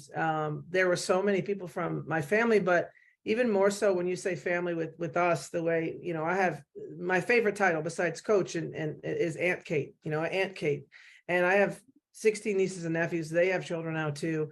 But it's like their friends call me Aunt Kate too. So they were like nieces and nephews that just, and then my mom and my sisters and my brothers were all there. So there was this wave of just love that was just so humbling for me to look up. Now, I mean, we played at Indiana, and that was really close to my home, and only my brother and my nephew went. We go all the way to Greenville, and here comes the whole crew. So I don't know. I guess they knew, they jumped on the bandwagon a little late, but it was awesome. And my mom has just done so much, and everybody who knows me knows Phyllis and knows her humor and her generosity. So it was awesome. I even have Phyllis's cell phone in my cell phone. That's how much I know Phyllis. It was so remarkable watching your group during the run in Greenville. The first game in Greenville, your group was behind me. And every time something happened, I sort of glanced over there just to see what your mom was doing. And then the second night against LSU, she was on the other side. And your group was so excited. I mean, talk a little bit about, Kate, that experience for you, and what a season and what a run at the end of the year to be able to do what you were able to do for Miami. Well, I think the run was matchups. And I mean, I'm about as veteran as a coach you can find these days. That, I've been at Miami for 18 years now and head coach for 22 and in the profession for over 30. And I never really saw the magic that can be just a matchup, like how your players feel about their ability to beat who they're about to play and how important that was. And we had matchups that were very good for our defensive schemes, and also that we were able to get free a little bit on the offensive end more than we had in the ACC.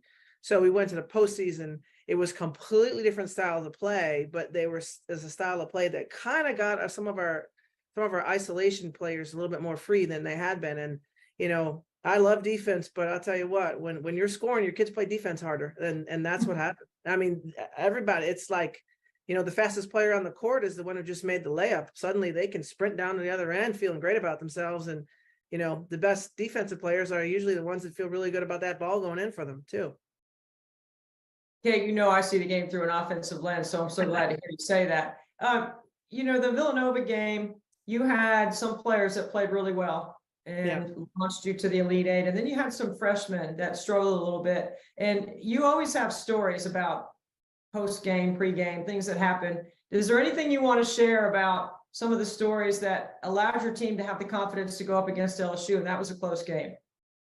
Yeah, I mean, our team was just a series of, they have like startup internet company pop-up things. One thing I think me and my staff especially do really, really well is after we have the game plan, after we believe we know what's going to happen, we watch and we try to play everybody in the first quarter, and you'll see that. And everyone's like, what are they doing? But I believe in that pop-up startup kind of philosophy of, hey, there's some players that just can't perform in practice, but those bright lights come on and they're gamers. And there's some players that are the best player in the world in practice and the bright lights come on and they're not gamers. And so you got to give them a chance. And I think that's what is so much fun, because like at the end of the LSU game, although we weren't winning, I thought you saw Lazaria Spearman realize, hey, I'm right there, you know, and she had struggled a little bit, or Kyla Oldacre, who is going to be a star for us. And so they, you know, they're sitting there playing in the Elite Eight in their freshman year. And you know, it's just, for us, it's just a matter of everybody knows they will get a chance. They can't go home and say, you know what, coaches they didn't even play me. I mean, you're going to get a chance. And if you do what we're asking for you to do, great. And when the tide turns, you know, when the tide turns, we'll ride anybody. And we absolutely will do that. It's not like I feel like I owe someone shots, or somebody has to get their 16 shots or they're not going to be happy. It's not like that. I mean, we just rally behind whoever's popping up for us. A couple of players that popped up on the scene for you were the Carpenter twins. And, you know, I like to say they were engineered in a lab where, you know, they are so stoic about what they do, but they are trained assassins on the basketball court. I mean, they are really fun to watch. A lot of talk was made about the Cavenders coming to Miami, but I don't think people really dove into what you were able to do for the Cavenders on the basketball floor. Is why they came to Miami, is they wanted to play in the postseason. They wanted to have that experience, and you were able to help them with their teammates get that. I thought they were terrific teammates all year, and I thought they were definitely dialed in. What would you say about that experience for them? You know, they absolutely raise the level of our program, and no question, how competitive they are, how incredibly efficient they were with their time, and how much they got done in a day. I mean, truly, truly, truly, like they worked the job. They did, but it never interfered. It never came across the basketball. They're not, you know, they had podcasts, they had interviews, they had speaking engagements, they had, you know, photo shoots, they had commercials and all that stuff, but they never were 1 second late. They were always the first in the gym. They were always the last in the leave. They were getting up at 5:30 in the morning, getting shots up. It was absolutely incredible. I've never coached in all my years such an ability to compartmentalize and just say, okay, I am where my feet are, and right now I'm supposed to do this, and I'm going to do it 100% to the best of my ability. And it was a real lesson for all of our players. All of our players. It's very hard to say I couldn't get that 3-page paper written because you know, basketball is so hard when, you know, next to you, they're doing 8 hours of work off the court, killing it, and getting 3.5 GPAs. They just are really special. I really enjoyed them. I enjoyed watching them. I enjoyed meeting them, spending time with them. I thought they were really unique. And I know they're off to the WWE or whatever. You know, they got all these things going on. I mean, they're just amazing. They're going to do so well in life because they've had such a great launching pad, and you help prepare them for that in your way of breaking down the game and getting things, you know, organized and done on your end as well. So, all right, here we are. Be where your feet are. My feet are in the driveway right now while we're airing this, and I'm trying to make, you know, 2,400 free throws, and I will make 2,400. It might not be pretty, but I'm going to do the best I can for Special Olympics. You know my family. You know how much this cause means to us. What would you say to somebody out there that was considering, you know, old lady, driveway, broken finger, Special Olympics? You know, what's your pitch? If you go through life looking for an inspiration, you know, how do you change the world, right? How do you, and you do it one person at a time, one hello at a time, one hug at a time, one kind gesture at a time, one gift at a time. And you're just of that ilk, and you have really spawned an incredible following for a cause that is so personal to you and to me and to so many people. It's the happiness and the joy at which you do things, Deb. It's the absolute 100% commitment to being great. I don't think you're going to miss. I think you might go perfect. That's just who you are. It's how you've been. It's how you live your life. But your spirit, your heart, your soul, and your generosity just overwhelms me. And if anyone's out there looking to be inspired and looking for something to jump on and feel really good, like you can change a day, you can change a week, you can change a year, you can change a life, then they need to get involved in this cause with you. Thank you so much, Katie. Katie Meyer, the head coach at the University of Miami. I'll be thinking about you about 3 days. Done. No excuses. Let's go. Well, this is better than a cup of coffee, a shot of extra energy, or whatever you need to get stimulated during the day. If you could have a little Pat Kelsey in your life every day, it would make your day better. The head coach at the College of Charleston, Coach Kelsey, thank you so much for being with us on this interview for 24 Hours Nothing But Net. Hi, Debbie. It's so awesome to be here, and it's so great to spend some time with you this morning talking about this unbelievable cause. Well, thank you so much. Every time I run into you, it's in a gym. And when I see you in the gym, I mean, you're usually lathered up and you're ready to go. And when I do get to come down there and watch practice or watch film, I always learn something from you, Pat. You're such a great teacher. Where do your roots of being such a good teacher come from? Well, you're well aware of my mentor, the gentleman that brought me into coaching. That was my college coach, the late great Skip Prosser, who was an extraordinary man, had an influence on my life that I can't even measure. And he always considered himself a teacher first and foremost. And just to be able to see him up close and watch him consider his classroom, his practice floor every day from 3 to 6. And he always used an Emerson quote that said, "Our chief want in life is someone who can make us do what we can," as kind of a quote that capsulizes what he thinks his job is as a coach, and that's to be a teacher first and foremost. So I think I learned from one of the best, and I'm not a fraction of the caliber of teacher he was, but I did learn from the best, that's for sure. I'm sure there's parts of your day that you go through and you think about Skip. And I mean, for me, I think about Coach Yao, Kay Yao, my coach at NC State. Very similar personalities. Both won at the highest level. Both put out what I would say their legacy through their people that they've mentored. And you're certainly an extension of Skip. What do you think are the things that Skip would have been thinking about on this incredible season that you had? He would tell me, "Kels, enjoy the wins." We won 31 games this year. We had the longest winning streak in the country at 20 games at one point. And when you're in the middle of that, I think he would have reminded me to stay present and enjoy the process of coaching this special team that I had. It was a makeup that, throughout the course of your career, it's a once in a lifetime, just in terms of the maturity, the buy-in, the personalities, the selflessness. And he would remind me not to get numb to the wins, and just appreciate what you have in that locker room. And I really tried to do that throughout the course of the year. I often said to people on my travels as I was keeping track of your success, because it was very exciting. And I know we're going to get some R City in here before we're done. I know that. The thing that I so admired about your teams, Pat, was you could have 2 D2s, an NAIA, a junior college, and an Australian on the floor, and you're winning at the highest level. It was absolutely amazing to me. How did you do it? Because there must have been some teams that appeared to be maybe on paper more talented, but none that worked harder or stayed connected and worked together harder than your group did. Yeah, I always say the difference between a Division I player and a Division II player is a scholarship. And, prospects, recruits fall through the cracks. And especially in this transfer portal world, I think it's important to have things that you value, metrics in terms of basketball production, but then things that are not measurable that you value, and you apply that to your evaluation process. And we try to do that.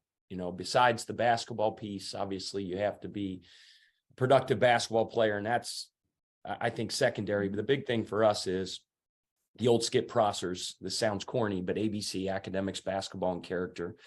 They have to care about getting their degree. They got to be passionate hoop dudes. And then, they have to have the right heart. They have to be about the right things. They have to be about team over me. And then we value, these things that you can't measure too. How tough, how competitive, basketball IQ. Do you make people around you better, and are you adaptable? And those things that we apply all the time. And I think this team epitomized all those things as much as any I ever coached. We've been around the game a long time, and when you see teams that play the way your team plays, you wonder why everyone else can't do it, because it's hard to define exactly what it was, but you knew it when you saw it and watched your team play, how tough they were, how competitive they were, how much they wanted to win. You could see it. It was just written all over their face every time, every possession, every play. And that's got to make you feel good. And so, you know, I think sometimes in basketball, culture and identity are somewhat turning into cliches because everybody says they want to play fast. Everybody says they want to have a good culture. But when you watch your teams, you can see the identity and the definition of it exactly. How did you get to that point? Because you must have had some buy-in from the guys. Well, I think it starts with, I have the #1 basketball coaching staff in America. Somebody told me a long time ago in business, you don't have to be the smartest one in the room, but it really helps if you own the smartest room. And, you know, not only our coaching staff of Brian Cloman and Thomas Carr and Mike Cassidy, but our support staff, our strength coach, Eli Foy, our DBO, our video guys, everybody, our GAs, they're just so bought in and do an unbelievable job with our guys on a daily basis. And then I think my job is the leader of the organization, and I don't consider myself the CEO. I consider myself the CRO, and that's the Chief Reminder Officer. And that's to remind everybody in an organization every single day what our standard is, and then remind us that we need to meet that every day, no matter if I'm the head coach or the student manager. It's just important that everybody attacks the day with that type of mentality and pursuing excellence. And then as the leader, I think one of my main roles is to be very clear in defining purpose, right? And have clarity in that. And with us, you know, we constantly harp on these three things, and that's relentless effort, competitive excellence, and the power of the unit. Relentless effort is everything you do going as hard as you can every time, every rep, weight room, practice, film, it doesn't matter. It's going as hard as you can every time. And then competitive excellence is every rep is a game rep, right? So we say you don't have to rise to the occasion when the moment gets big, you revert to your training. And then last but not least, and probably most powerful and most important, is the power of the unit. And that's the uncommon commitment to the guy next to you. And those aren't just kind of slick slogans that we put on the wall, because you mentioned the word culture and everybody talks about it, but you have to live it. And like I said, reminding everybody in an organization about going as hard as you can every time, having excellence in the way you go about your business. And then that power of the unit. I mean, we played 9.5, 10 guys this year, and that's very, very difficult to do unless you are uncommonly committed to the guy next to you, and his success is more important than your own. And we strive for that every day. Well, I referenced some things I've learned in games this year when I was talking about rev up your engine on the weak side, because when I learned that from you, I noticed that a lot of people don't rev up their engine on the weak side. They're not ready to make a play. And your guys are definitely ready. I mean, that's the connectivity of what you do. Like, got to be revved up on the weak side. I heard you say that over and over. And so I love the CRO, Chief Reminder Officer, because it is not as complicated as people want to make it. If you do things the right way through repetition, and you do them over and over, and you master those things, right? And you do them together. That's what made the power of your unit so incredible. Pat, when you look back on this season, because I know you're always looking forward in what you do and how you go about putting the pieces together with this new model of roster management in college athletics in basketball. When you look back at this year, what are some of the things that you're going to reflect upon that you really loved about this year's group? And of course, now everybody in our city wants to know how you're going to replicate it. Yeah, no, what I talked about earlier is just the relationships and how special our guys were this year. You know, we were a very mature team. We were an older team. Those seniors, those guys that are graduating, did an unbelievable job of finishing my sentences, right? And not only those guys, but, you know, you look at that core group that's been here the last couple of years, and the guys that are returning next year that have been a part of it. It's just so much fun when, you know, you sure as heck didn't have to coach effort, you know. That has to be a non-negotiable. That has to be something that people bring every single day. If you're having to coach effort and tenacity, then, you know, you're not able to devote your focus to revving your engines on the weak side defensively. And it was just such a special group to coach, and I'll never forget them. So, you know, and everybody says, well, how are you going to do it again? How are you going to replicate it? I just try to keep it really simple. I'm not smart enough to spread myself too thin and saying, well, we got to, it's just being great at the next thing is what we constantly harp to our guys. And it sounds really corny, but I ask our guys all the time, what's the most important thing in the history of our program? And they all say in unison, the next thing we do. You know, the next thing we do, we don't get too far ahead about it. It's about being excellent in the next thing. Right now, it's about our guys finishing exams and then going home, seeing their families. We've got a bunch of international guys that haven't been home in over a year. I think it's important to get away, refresh your minds, refresh your bodies, and we'll be back here at the beginning of June ready to attack summer school.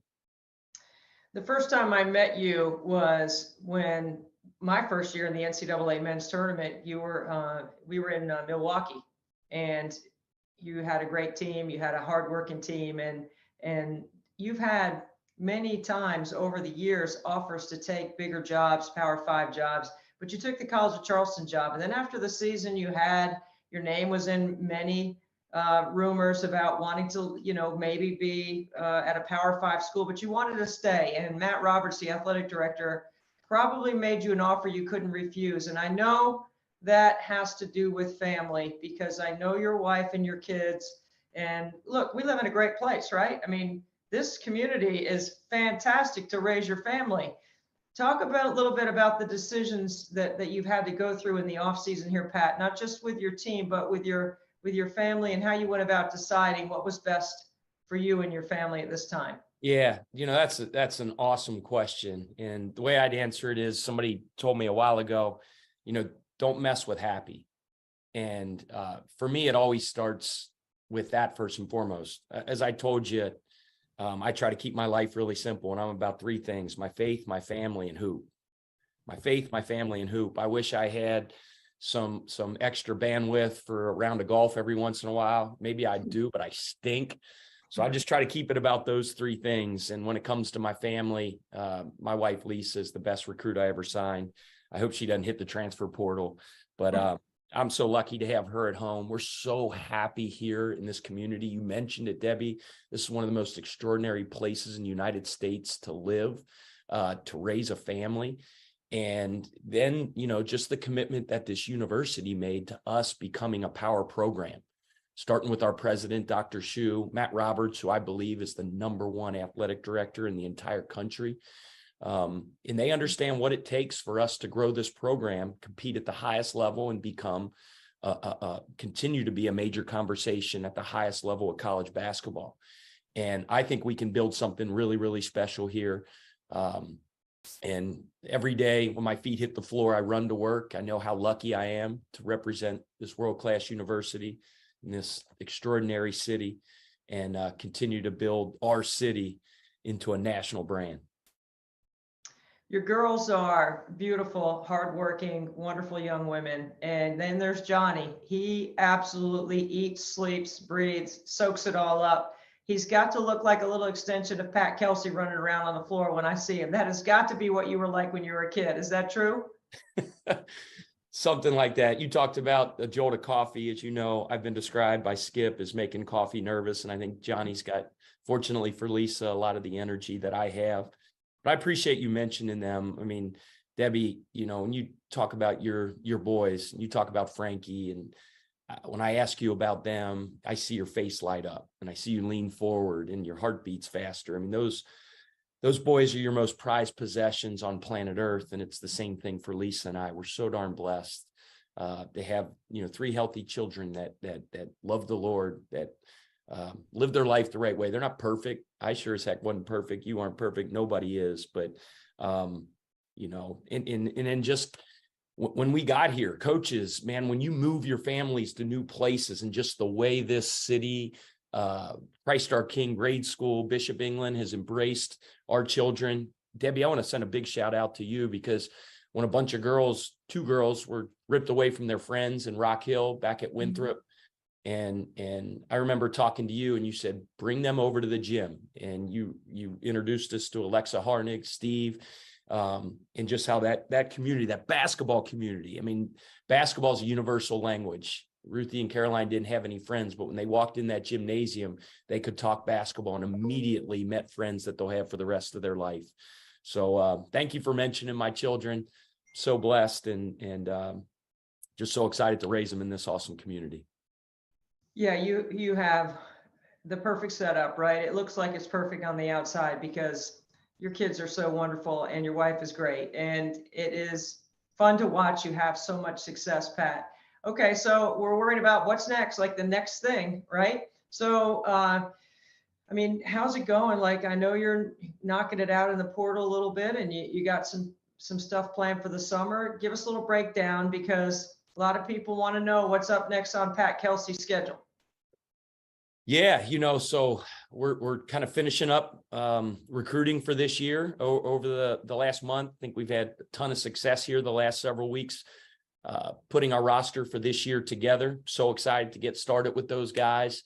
But May is a little bit of a, I think if you ask 98% of college coaches, anniversaries are either in May or August, because that is the only normal time in our profession, in our lives.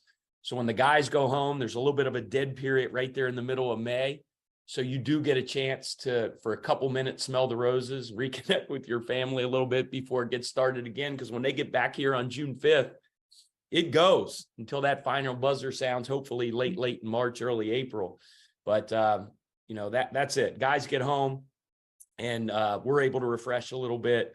But we're just excited about taking that next step and getting our city rocking next year come November. I can't let you go without asking you about the Reds. I know you love baseball, and I know you're from Cincinnati and you love all the Cincinnati sport teams. So you're going to catch up on the Reds while you're at home. And have you turned Johnny into a Reds fan? Yeah, so we've had a rough couple years. But when you talk about making my face light up when you ask me about my children, well, the next thing is asking me about Cincinnati sports with the Reds and the Bengals. And it's kind of cool because, like, for the Reds, for instance, it goes back generations and generations and generations in Cincinnati. I mean, my great-great-grandfather was a Reds fan. I mean, the team was formed in 1868. And it doesn't matter if they're not very good right now. I think they made some good moves to get good in the future, in the near future. But every game's on in my house, and my kids are Reds fans, and I hope their kids are Reds fans, and it's something that just connects the generations. The Bengals are a little bit newer. I think they were formed not in 1868, but like in 1968, but they've kind of taken over the city a little bit. Joe Burrow mania. They changed the stadium name to Paycor. I don't know what business Paycor is, but they've nicknamed Paycor Stadium Pay Joe Stadium. So we're trying to figure out how to get him locked in for a long, long time, because that dude is a stud. And in that game, if you got a big time quarterback, you got a chance. And we got one for the next, hopefully, decade plus. Yeah, that's great. Well, I'm so grateful for your time, Pat. I want to get a little give me a little Pat Kelsey at halftime, like for me at about midnight when I'm halfway through making 100 free throws every hour. Like, give it to me like you would give it to one of your players. Like, I want to hear what I would say is what you do, because this is me. And when I start getting excited and passionate about something, it just starts coming out of my veins. And when I think about what you're doing and how passionate you are about these initiatives, and we talk about, how much you love your children in the way that you back and pour into Special Olympics, how passionate you are, what an advocate you are for that. And then this really creative thing that you do, 24 hours, nothing but net. I mean, think about that. For 24 straight hours, you're shooting free throws. And I know your goal's 80%, but you're shooting in the plus 90s, not to put any pressure on you. But for everybody out there, and I'm going to tweet this out, support this cause. What Debbie does and the passion and heart she puts behind it. We need a bunch of people to get behind this as well, to raise money and to raise awareness for one of the coolest things going in the world and in the country, and that's Special Olympics. So I'm behind it, and I hope more people do. I wish you all the luck in the world. Crush it like you always do. And just know that we're all big, big fans of what you do and how you do it. Thank you, Pat. I hear you. I got you. Our city, we got to make it better. All populations in the city have to be better. And that's what Special Olympics helps us do. Thank you. All right, Debbie, our city.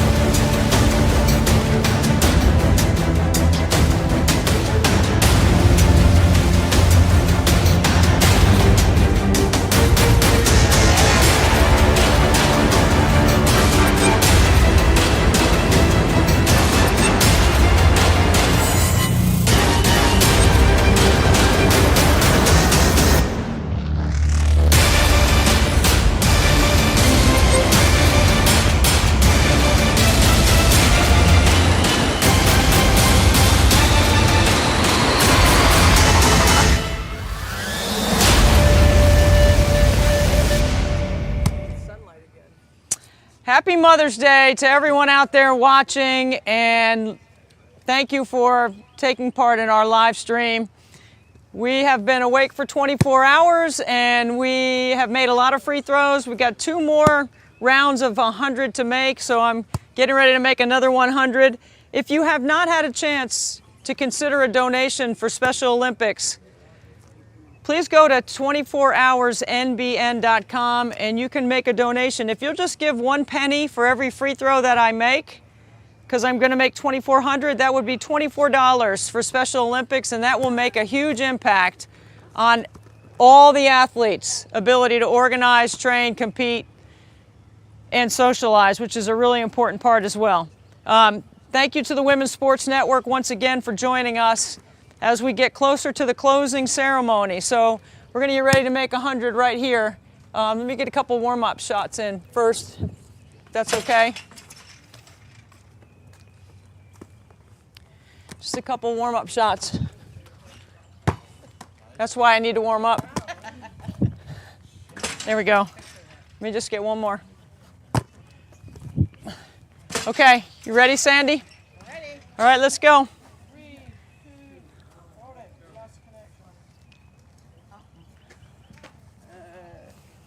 Tip to reconnect. Yeah. Yep. Here, it'll come up. Should come up. Is it good? 3, 2, 1. Okay, here we go.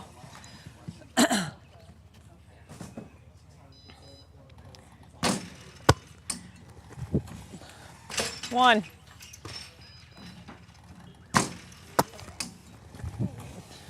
2.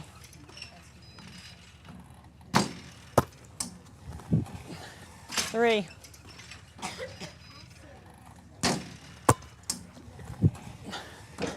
3.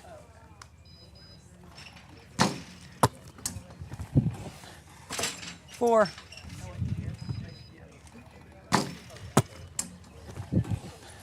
5.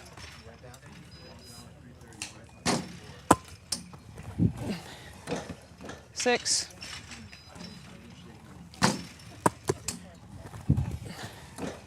7.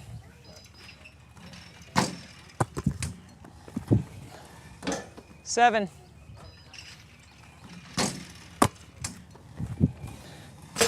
8.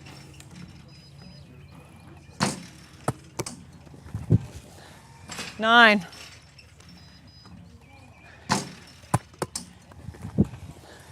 10.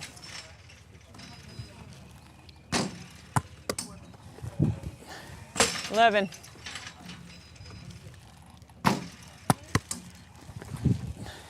12.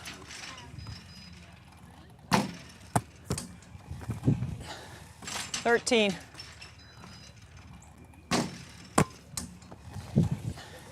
14.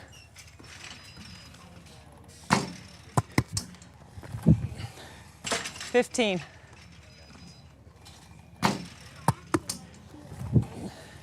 16.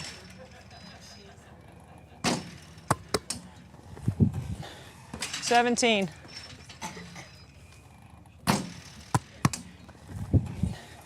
18. 19.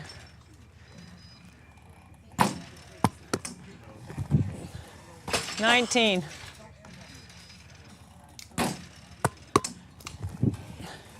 20.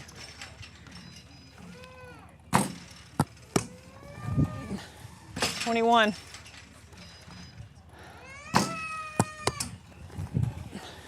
22.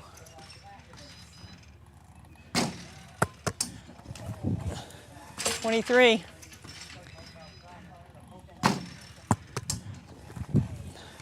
24.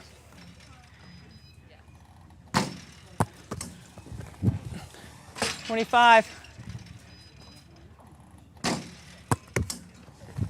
Oh, that's off. 25. 26.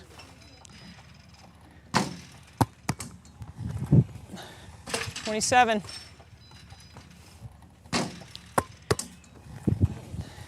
28.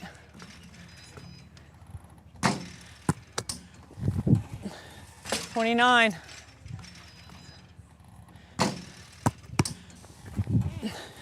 30.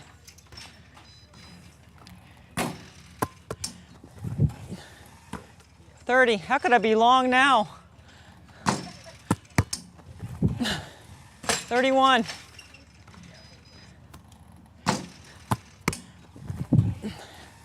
32.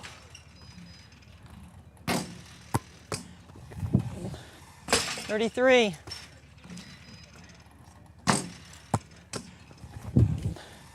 34.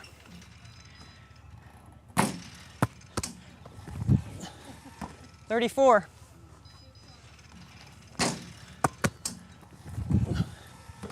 34.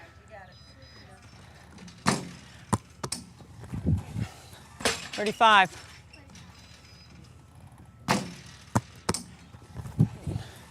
36.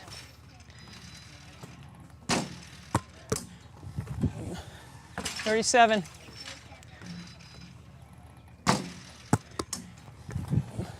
38.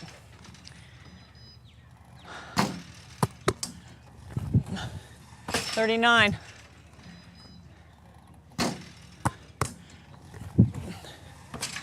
40. 41.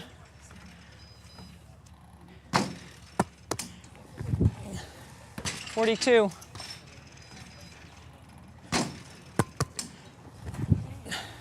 43.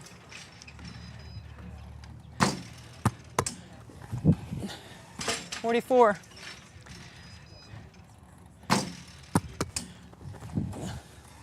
44. Yikes. 44. How many is that? You're all right. You're good. You're still good. 45.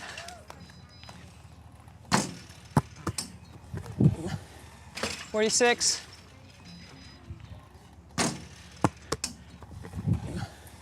47.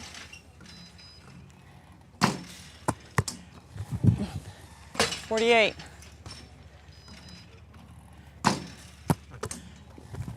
'That's off. 48.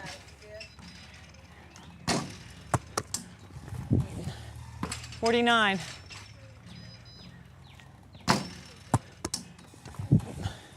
50.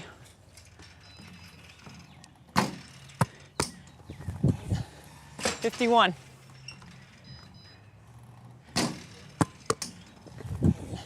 52.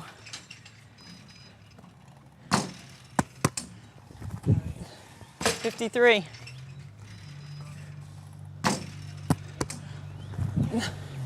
54.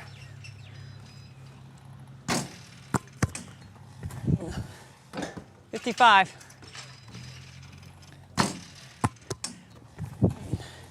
56.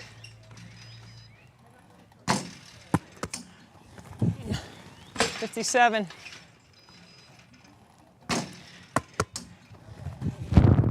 58.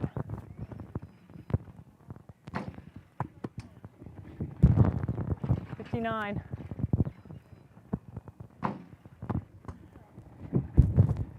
60.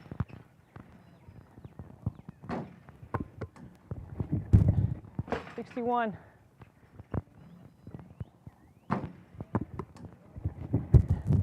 62.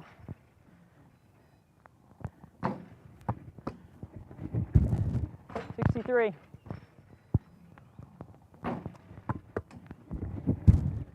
64.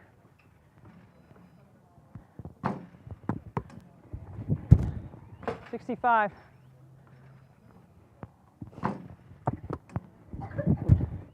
66.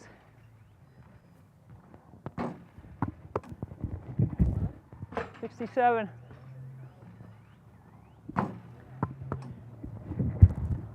68.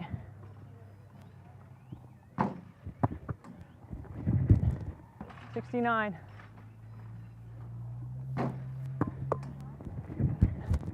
70.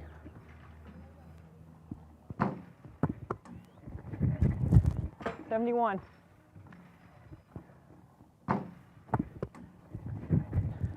72.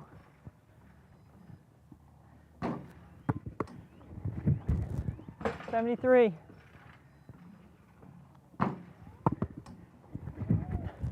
74.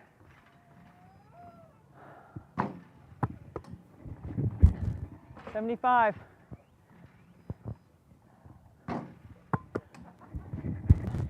76.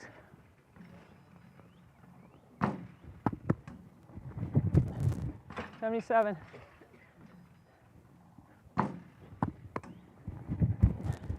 77.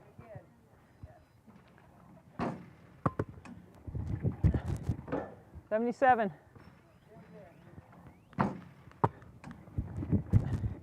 78.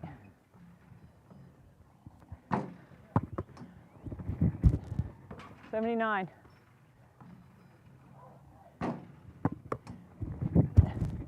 80.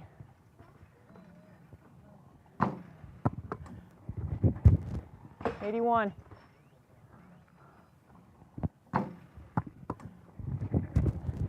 82.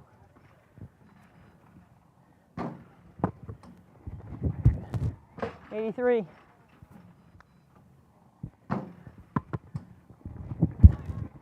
84.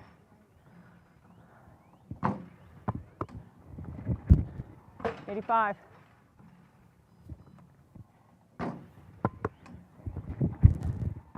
85.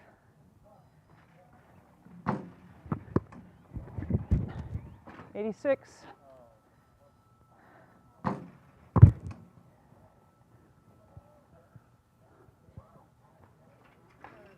'Frank, here you go. 86.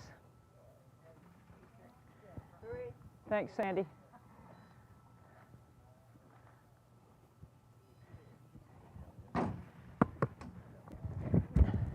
87.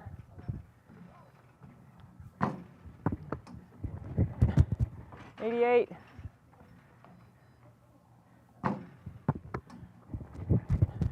89.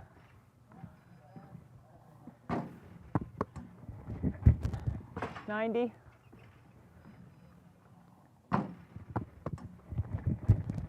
91.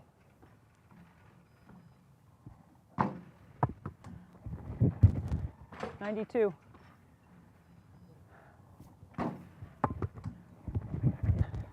93.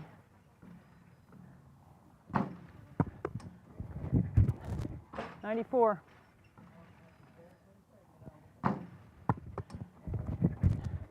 95.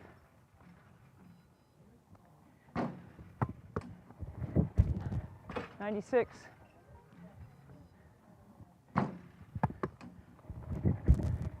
97.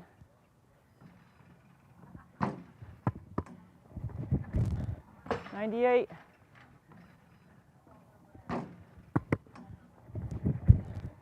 99.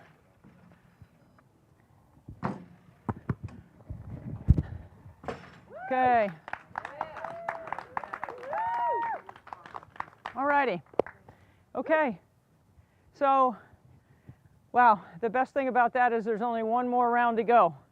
Next is my buddy, Tank Schottel. He's a Special Olympic athlete from Texas. He lives in Houston, and Tank is one of my good friends. Tank has lost 30 pounds this year getting ready for his Special Olympics state games, and I'm so proud of his effort. Tank's coming up, but also Tim Shriver, the chairman of Special Olympics. That's right, the Tim Shriver. He's going to be with us as well. Take a listen. Well, the only way to do this interview for, I believe, the 4th consecutive year with my buddy Tank Shottle is to be in a full-out sweat after just working out, because my guy is busting to get ready for Special Olympics. Right, Tank? Yeah, I'm ready. This coming weekend, I get ready for soccer tournament this weekend. So I've been, walking and jogging and working out every day, just stay in shape, get ready for the weekend. So let me get our viewers up to speed here, because you and I we're buddies, right? We're friends. I love you. I love everything about you. I'm inspired by you. But you and I got to spend some time during the men's Final Four in Houston having lunch. And I brought a couple of my friends with me, my friend Teresa, my friend Lila. That was pretty cool getting a chance to hang out. Yeah, it was a great experience to finally meet you. I know we talked about that a lot over the years, trying to hook up together. And I had a pleasure meeting your friends and got to spend time together in Jersey Mike's, and, then of course going to work that after an hour or so. But it was a great experience to finally meet you, Debbie. I love you as well. And, I love your friends, and, I'm just grateful that I had finally got to meet you that few weeks ago or a week ago or so. So we had talked about getting a chance to play hoops. We didn't get to do that on that particular day, but I'm still keeping my promise. I am going to shoot hoops with you sometime.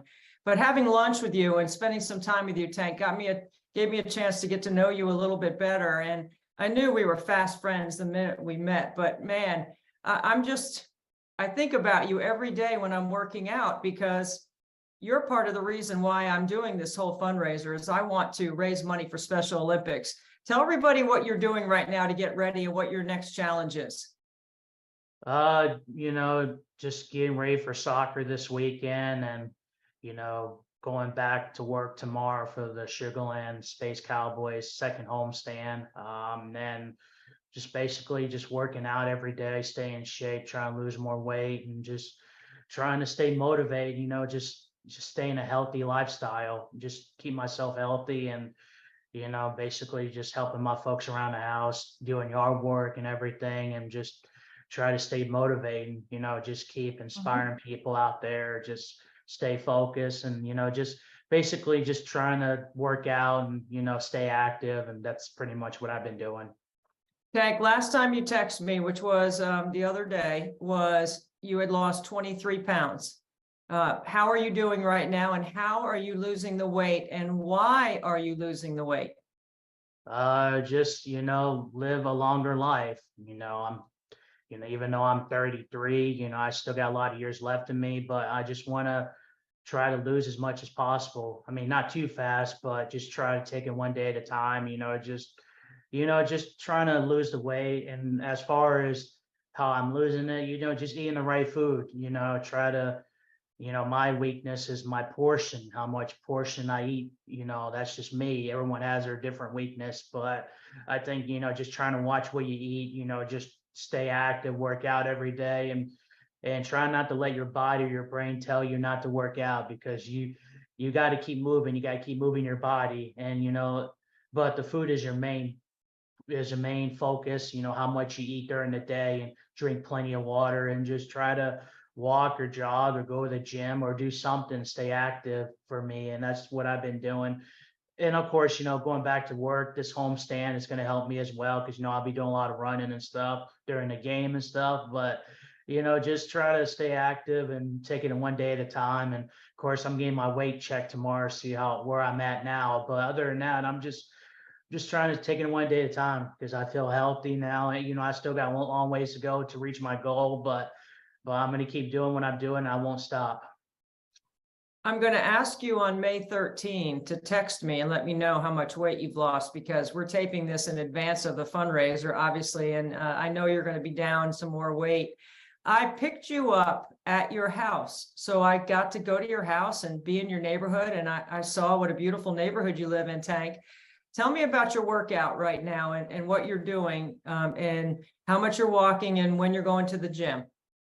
Well, I do have the gym, my membership gym, and of course, I've been going to gym with my other friend. She has a membership for the LA Fitness, so I've been I mean, we don't go all the time, but we go a few days when she's available. I'll go to the gym with her a bit and do my cardio workout. And then in my gym, I do cardio as well. I try to do an hour or so in a workout gym or so, and then at my neighborhood, I try to walk around the block at least twice or so, depending on the weather condition. But other than that, I just try to walk around the block or jog, just staying active around the block of my neighborhood, and just continue to do what I'm doing, and of course drink lots of water, and that's what I've been doing. And yeah, that's pretty much it. Tell me what your job is with the Space Cowboys and what your responsibilities are and how much fun you're having with that job. Well, my responsibility is, my responsibility is make sure the coolers are cleaned, make sure that they're all basically when I get there, I usually set everything up on each dugout, make sure that they have a bunch of towels, make sure they have their batting equipment, all their stuff in their dugout, and all that stuff in their dugouts, and make sure, put my chair in my side of my visiting side, and basically just try to check everything, make sure that they got everything they got, and then make sure, and of course I put gums and seeds on each dugout, 2 gums and 1 seed each dugout, and put a lot of towels on each dugout, and then basically put ice chests in each dugout, and big water cooler and Gatorade each dugout, and put towels in the bullpen as well. And then when the game's done, I gotta make sure I get everything out of the dugout, and make sure that all the coolers are all clean and dry. And as far as the Gatorade, I have to rinse everything out of the Gatorade, make sure it doesn't smell the next day, because they want to make sure it's completely clean so no one won't get sick or anyway. And then that's and then of course, just that's what my job is right there as well. So you're at the ballpark. It sounds like 5 or 6 hours. It's a long day. Is that true? Yeah, I mean, with the pitch clock, with the 12 seconds, I believe it is, and it's a lot of running, but I'm losing a lot of weight, so it's helping me a bit. But I mean, it's rules are changed now, and I'm used to it. But I love baseball. That's just been something I love, and I love being around with the players, and everybody, and my bat boys as well. And I just love baseball. That's just love watching the game. I love baseball too, Tank. This year you were disappointed because you didn't make one of the teams that you wanted to make, but you were determined to make the next one. Tell me where your motivation came from. Well, I mean, the Dynamos, it's based off their age difference. I'm over past my age difference. And then it was a disappointment. It wasn't anything about my ability, what I can do. It's just, it's based off my age. But, at the end of the day, there's nothing I can do about it. I just got to move forward and look better things ahead of me, and, just try to take it one day at a time, and yeah, there's a lot of great things that are going to happen to me in the future. I'm just looking forward to see what God has in store for me, and, just get ready for what's ahead of me. Being 33, I'm just focused on, Special Olympics, everything, what's ahead of me, and, just keep doing what I'm doing. And I love the Dynamos. Dynamos will always be in my heart for the unified team. And, I do miss playing with those guys, but there's a lot of things ahead of me that are great opportunities out there for me that I'm looking forward to. Tank, what do you think are some of your greatest challenges right now? Just basically just trying to live my life, and, just keep staying positive every day in this world. with everything going on with the country, just try to not let that affect me going towards my life, just trying to go forward and, just trying to take care of myself, trying to focus on my health and everything. Just try to stay positive every day. Sometimes life, you should never take anything for granted in life, because there's a lot of things ahead of you that are great things can happen to you. And, you just gotta not let the negativity get to you. You gotta stay focused on what's ahead of you. You just try to be passionate of yourself and, don't let anything get you down. Just try to, like I said, try to take it one day at a time, just stay focused, stay positive, and hope that things will be great for you in the future. And that's what I've been doing, just, working out every day and trying not to let anything get to me, and just stay happy, stay positive, enjoy life. That's what I've been doing. Tank, ever since I met you, you have had the most positive attitude, and you've used the word focus a couple of times while we've been chatting. Where do you think that positive attitude comes from? Do you think sport has anything to do with it? Well, sport is part of it, but it's just life in general. When I think about life, for myself, I had some ups and downs growing up. I said some bad things. I did some horrible things growing up. At the end of the day, we learn from it. We learn from life. Sometimes, I don't let anything affect me going forward. I try to take it one day at a time. Just try to enjoy life as much as possible. I mean, being 33, I wanted to, focus on what's ahead of me in my life. Just try to, just enjoy life, be happy. And, I have some ups and downs, I have sad moments. I cry every now and then, that's just life. That's what life is all about. We all get emotional at times. We want to do things what we love, and, we're not always going to get what we want in life. We just got to earn it, and you got to do, just keep focused on what's ahead of you in your life, because you never know what life throws at you. You just got to be prepared in life, just be ready for it, and just see what happens in your future, in your life in general. I'm so glad you're being honest, Tank, because, with Frankie, a lot of people think he's happy all the time, and he's not happy all the time. He does have things that happen to him. He doesn't always get his way, or things don't always go the way he had planned. But we know that playing sport and staying healthy and having the right attitude have a lot to do with allowing you to keep that positive attitude and keep your focus. So, Tank, I ask you this every year. If somebody is watching and they're trying to decide if they could make a donation to Special Olympics, for what I ask people for is just a penny for every free throw I make, because that's $24. It goes straight to Special Olympics, and it helps people like you and like Frankie and families like ours get a chance to use sport to train and compete. What would you say to somebody that was thinking about making a donation? Well, I can't speak for everybody. I'll speak for myself, but, as an athlete, coming from Special Olympics, Texas, we always love to have donation all the time, for Special Olympics in general, even Special Olympics, Texas. But, we want, as an athlete and myself, we appreciate what people do for us, like for Jersey Mike's, all the other people that were able to help us throughout the way during my career in Special Olympics. And, we want volunteers, we want family members, to continue to support us as much as we can. I've been doing this Special Olympics for 22 years now, and I'm very grateful every day, and that I love to compete and I love to do sports I love.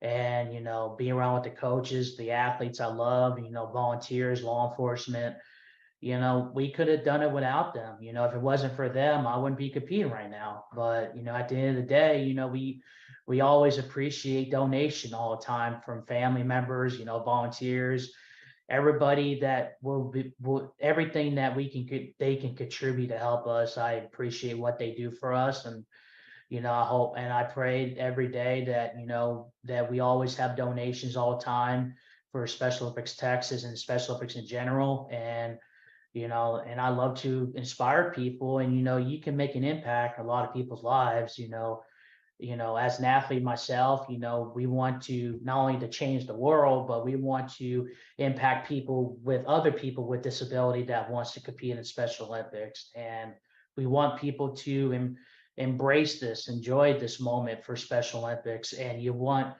other people to be involved and even unified partners as well. And you want people to be involved in this. It's a great organization to be part of. And, you know, we want more family members to be involved, more volunteers, more law enforcement, everybody that can contribute this wonderful organization of Special Olympics. And I'm proud to, you know, being the ambassador for Special Olympics Texas, you know, to help them to contribute more donation going forward and just continue to raise more money and, you know, just continue to help this great organization. You know, that's something I've been doing a long time. And, you know, I love to do speeches. I love to share my stories that, look, you know, one thing that I remember I used to tell myself, you know, if you could change one person's life, you could change anybody's life, and you can make an impact on other people that can impact more donation ahead of time in the future in a career.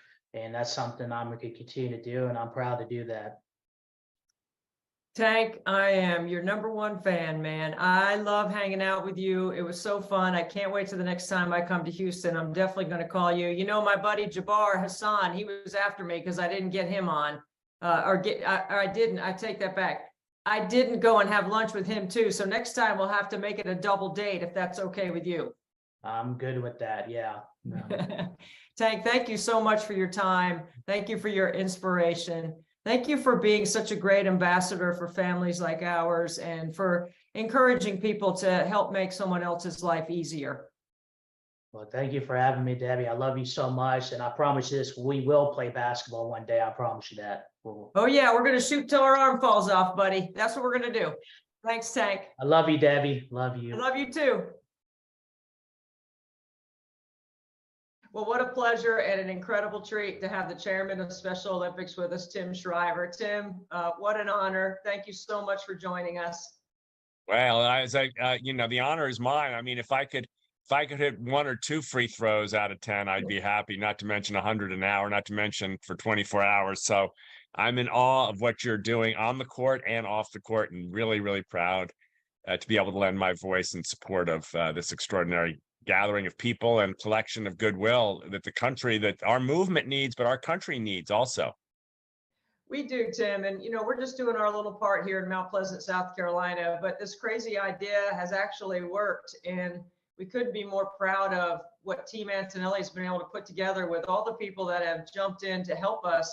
And it's not just raising awareness. We've been able to raise some money. I know people try to do fundraisers all around the world and try to help make a difference. We're just trying to do our small part. It really means a lot that you would join us on the 24-hour live stream. Well, the thing, Debbie, is, you know, like you say, small part, but I hope no one actually believes that. I hope everyone knows that this is that everyone's small part is actually huge. That the small gifts we bring, when we put them together, can work across all kinds of walls and barriers and obstacles. You know, the things we think we can't change, you know, we sometimes think, oh, this is too big, or that's too difficult, or that's never going to change. It's only by small actions that we actually reverse that. You know, I'm sitting here on the shoulders of my mom, who said at the end of her life, all I ever did was teach children with special needs how to swim. And in some ways, she couldn't have been more wrong, but in some ways, she was right. It was her small gift that made so many other people feel safe and comfortable and empowered to give their small gifts. And together, then that's when we become, no one does anything big on their own. We're all doing something small, but the small is big. That's my message. And I hope everybody who's volunteering, everybody who's giving, everybody who's joining in the live stream will recognize that by participation, you send out a message that we can make the world more inclusive, that we can break down walls of discrimination and bias, that we can open the doors of our schoolhouses and our community centers and our sports organizations and our places of employment and transportation and housing. We can do all those things. None of them are too big to change if we work together and each add what is small by ourselves, but which is big together. I mean, that's why you're the chairman of Special Olympics. You're the voice, you're the face, you're the one that helps sell in so many different areas and so many places around the world. You mentioned your mother. She's a role model of mine. I often think about her while I'm training because I know how hard it is to do what I'm trying to do, but I also know how hard it was to do what she did when she first started Special Olympics. Can you describe a little bit about the history there and what your mom has meant? Yeah, well, my mom grew up in a time when a person with an intellectual disability was a family shame. Most people would have hidden their children. Most people, sadly, many people gave their children up for adoption, which they thought was adoption, but was really institutionalization. But my mom had the great privilege of having grandparents who decided to keep their daughter home with them so she could grow up with her brothers and sisters. Rosemary, my aunt, who had an intellectual challenge, grew up around her brothers, Jack and Bobby and Joe and Teddy, and she grew up around her sisters, Kathleen and Eunice and Pat and Jean, and they all grew up together as a family. So my mother knew that her sister was beautiful. She knew her sister had gifts, and that the world said she didn't. She knew it was a lie, right? She knew it was wrong. And she didn't have to read it in a book. She didn't have to, come and study it in a course. She knew the world was wrong about her sister. So it gave her a certain fire, Debbie. It gave her a certain passion, prove people wrong who honestly she knew were wrong.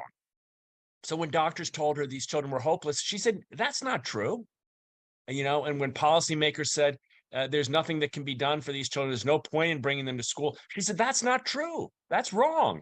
And that kind of passion made her, when we moved to Washington, when I was just 2 years old, a couple of mothers called her and said, there's nothing for my child. And she said, not anymore, there isn't. There's something now. Bring your child to my house, and we're going to have some games and some activities, and I'll teach your children to swim.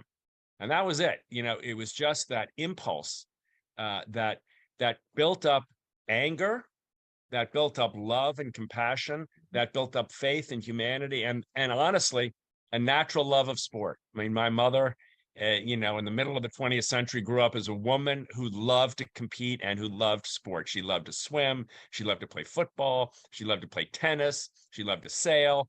But you put her in just say, let's go out and rally for a minute. And before you know it, she'd say, I'm up 3-0.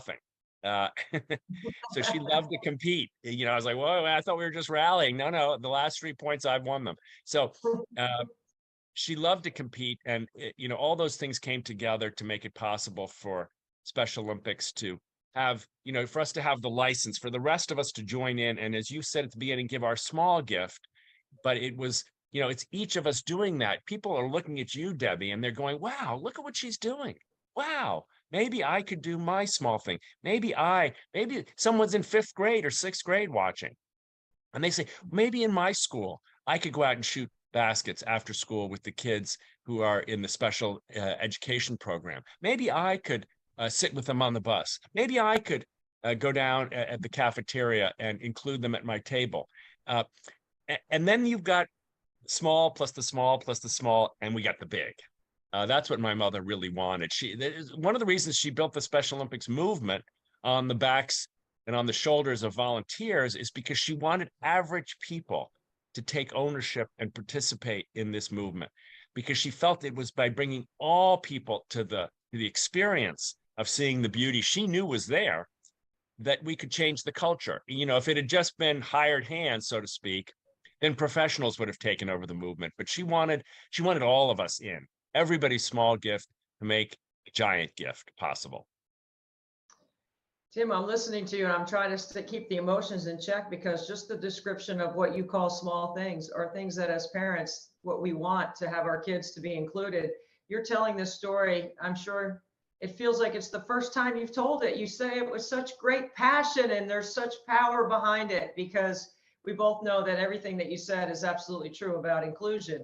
I'm looking at the corporate world today, and I'm starting, because now my advocacy has shifted from the IEP process to the employment process, right? With my son, Frankie, he's 25, and I'm starting to see a lot more diversity and inclusion and acceptance across corporate America. Even companies in their HR are starting to put together divisions in their human resources where you're making sure that you're employing people with intellectual or physical disability. How about the push there with what Special Olympics could do? Everyone knows about the athletic side of it, but what about some of the other things that Special Olympics can do? Well, you know, we've known for a long time, Debbie, that participation in sports, this is true of all sports, participation in sports contributes to a lot of things that are not just learning how to dribble a basketball or learning how to shoot with your left foot if you're playing soccer. Yeah, you learn the sports skills, but you learn teamwork. You also learn confidence. You know that you have a role to play, that you're indispensable on your team. You learn how to build relationships and friendships because sports requires not just getting to the game and scheduling the game and laying out the field and timing and scoring the game and getting people fed after the game. It takes a whole community, right? So you've got to build all those things. And maybe, most importantly, it builds an enormous amount of grit. You know that some days you're going to fall short. No athlete is undefeated. Michael Jordan famously says, I missed, 22,000 shots or something like that. So the greatest amongst us still knows how to try really, really hard, persevere really hard. And when you don't make the mark, to continue on. Now, why am I saying all these things? These are extraordinarily important employment skills. Employers are looking for people who are responsible, who are gritty, who know how to be on a team, who know how to build community, who know how to get along with others, who are willing to sacrifice themselves for the larger mission of the organization, the company, whatever movement they're in. Our athletes are extraordinarily well prepared for the workplace, even though we don't run any courses, so to speak, on the workplace. It's the inner skills, the social skills, the emotional skills that are developed in sport that make our athletes such extraordinary employees. So the movement is eager to make that case to our corporate sponsors and friends around the world. And we are increasingly doing so. And with our, as you know, Debbie, we're training more and more athletes as leaders. I wish every single athlete that participated in the movement could also have a chance to be a part of the athlete leadership program, because there we can actually train people in some of those skills that will actually allow them to show off what they've learned on the playing field. But we've got to do better. The statistics are bad, but somewhere between 70 and 80% of our community is not employed full time. Mm-hmm. And a huge percentage of them don't earn a standard minimum wage. That's not acceptable. This movement was designed to break down walls of discrimination and oppression and misunderstanding and fear. We've got to do that now when it comes to giving people a full life, which includes, yes, access to early childhood, yes, access to sport and physical education, access to school, but also access to community living and work. It is the job in the end that for most of us from whatever age we enter the job market, whether it's 16 or 17 or 18 or 20 or 25, whatever age, hopefully we have long lives, 20, 30, 40 years of our lives will be spent in the workplace. Our athletes, our community deserves that chance. Well, that's what we're trying to do here under Team Antonelli. Frankie graduated from the Clemson Life program. I know you're good buddies with Jim and Beth Clements. Yeah. As he's the president of Clemson, he's living and working with support in Clemson. Got a couple of roommates, and he's doing it, and it's just absolutely amazing. It's amazing. He didn't want to come home. He doesn't want to hang out with us anymore. He wants to do his own thing. So it's pretty cool. Now you're going to have all the people from all the competitive schools to Clemson calling us and saying, wait a minute, what about Alabama? What about all these other places? But Clemson is doing a fantastic job. Jim Clemens, your president there, also a member of our board, is a terrific advocate for this work. We got to take that around the country. We can't have 10 or 15 universities. We got to have hundreds, thousands of universities and colleges and higher education institutions welcoming our athletes and welcoming them so they can stay and work after school. I'm with you on that. I'm doing my part at North Carolina State University right now. Oh, there we go. There we go. So last year we were in Orlando. This year you're going to be in Germany for the games. Tell us a little bit about that and why that's important to take the games around to different places. Well, there's nothing like a Special Olympics World Games to change a community, to change attitudes. state games in North Carolina or South Carolina, 2, 4, 6, 8, 10,000 people will come and local news will cover it. And it will have this extraordinary effect. Same thing is true on the world stage. We go to Berlin, we go to one of these, one of the great cities of the world, but a city with a very difficult history, at least in our most recent time, a city that exemplified hatred, a city that exemplified division, a city that exemplified violence and war. It was at the center of so much of the last century's challenges. Today, it stands as an icon of the capacity to move and change and repair the faults and flaws and fears and damage of the past in a way that exemplifies what's possible in the future. So to be in Berlin with 6,000, 7,000 Special Olympics athletes from 180, 190 countries to speak to the world about people always say to me, well, who do you look to for leadership in how to heal the wounds in the world? All this divisiveness, Debbie, it's like a cancer in our bodies. Anger, hostility, contempt, hatred. I hate those people. I hate those people. I can't stand that group. I can't abide what they think. I mean, it's like a cancer. People say to me, well, who do you think is going to help us overcome that? I say, look to the athletes of Special Olympics. You want an example? Watch. Come to Berlin. But I say, watch our athletes. These are people who have experienced all kinds of discrimination, and yet over and over again, they open their arms, they welcome difference, they take a chance on us. I gave a graduation speech this year at the University of Utah, and my theme was take a chance on each other, and I chose those words because I think our athletes take a chance on us. So many, I'm sure you could tell 100 stories about Frankie being told no over and over again, or being left out. But I'm guessing for some reason, he still takes a chance on people. He doesn't feel, I hope, defeated by the difficulties and challenges of life. That's what the rest of us have to learn how to do. We have to learn how to take a chance on each other. In Berlin, we will try to send that message to the world. I don't know how anybody can not listen to you, Tim, and feel drawn to everything that you're saying. I mean, even if you... I have good teachers. I have good teachers, Debbie, as you know. I have very good teachers. Yes, you did. You had some of the best teachers, obviously, by the way you've been able to conduct the business and direct Special Olympics and keep it in the forefront of a lot of people's minds, especially now. I know where your leadership comes from. I'm assuming the motivation comes from a similar source, or is there a different source? Well, I look around the world, and I think I got the best job anybody has. I have a front row seat for the best in humanity.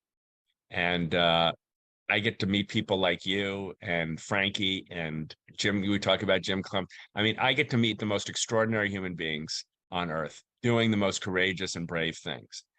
I mean, people say, isn't it nice that what you do, Tim, or that's so good that I'm like, I'm the most selfish person on the planet. I have the best job. I get to work with the best human beings. I get to see endless streams of hope coursing out into the world, and I get to just grab onto some of those streams and ride. We all have our ups and downs, and we all have moments of sadness and loss. We all have moments of triumph and victory. But a big part of life is learning how to keep a focus on the reasons we each have to believe in each other and ourselves and in our faith, if that's part of your life. I find in this movement thousands and thousands of reasons a day to believe in us, believe in myself even, and to believe that I'm part of something much bigger than anything I could ever possibly imagine. And so, the sustenance it's the daily food of the Special Olympics movement and all the work that surrounds it that keeps me going. And so far, it's been nothing but fantastic. A few HR and budget problems sometimes creep in there, but if we could just raise the money we need and make sure we have the best people, and we do have extraordinary people. If we can solve those problems, the rest is just pure joy. Well, you have propelled us through the night deep into the hours to be able to finish this task, Tim. I'm so grateful for your time. I know what a busy guy you are, and I know how hard it is to get on your schedule, and I'm so grateful that you gave us some time. Debbie, thank you very much. 24 hours. Thank you. Keep those eyes open. Keep the forearms and the shoulders strong. Continue to inspire us. We will follow you, and together we'll do extraordinarily important things for the inclusion revolution. I can't thank you enough for leading and for including me in it.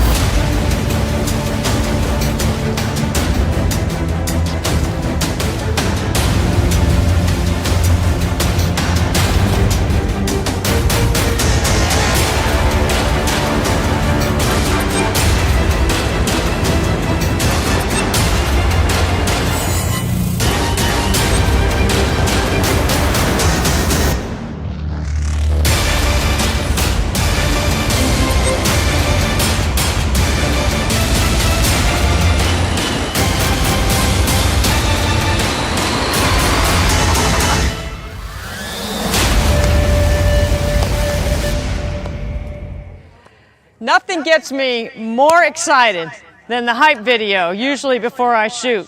But I want to draw your attention back here to our thermometer. We are at $135,000. So great. Can't be a better Mother's Day present for all of us here than to watch people give of their time and their treasure and their talent, and especially on this day, which means so much to all of us mothers. I want to thank the Women's Sports Network for continuing to stay with us and help us raise awareness and raise some money for Special Olympics, because it matters. Because what you do to help us with Special Olympics helps every athlete train, compete, organize, and socialize. So thank you for that. Okay, so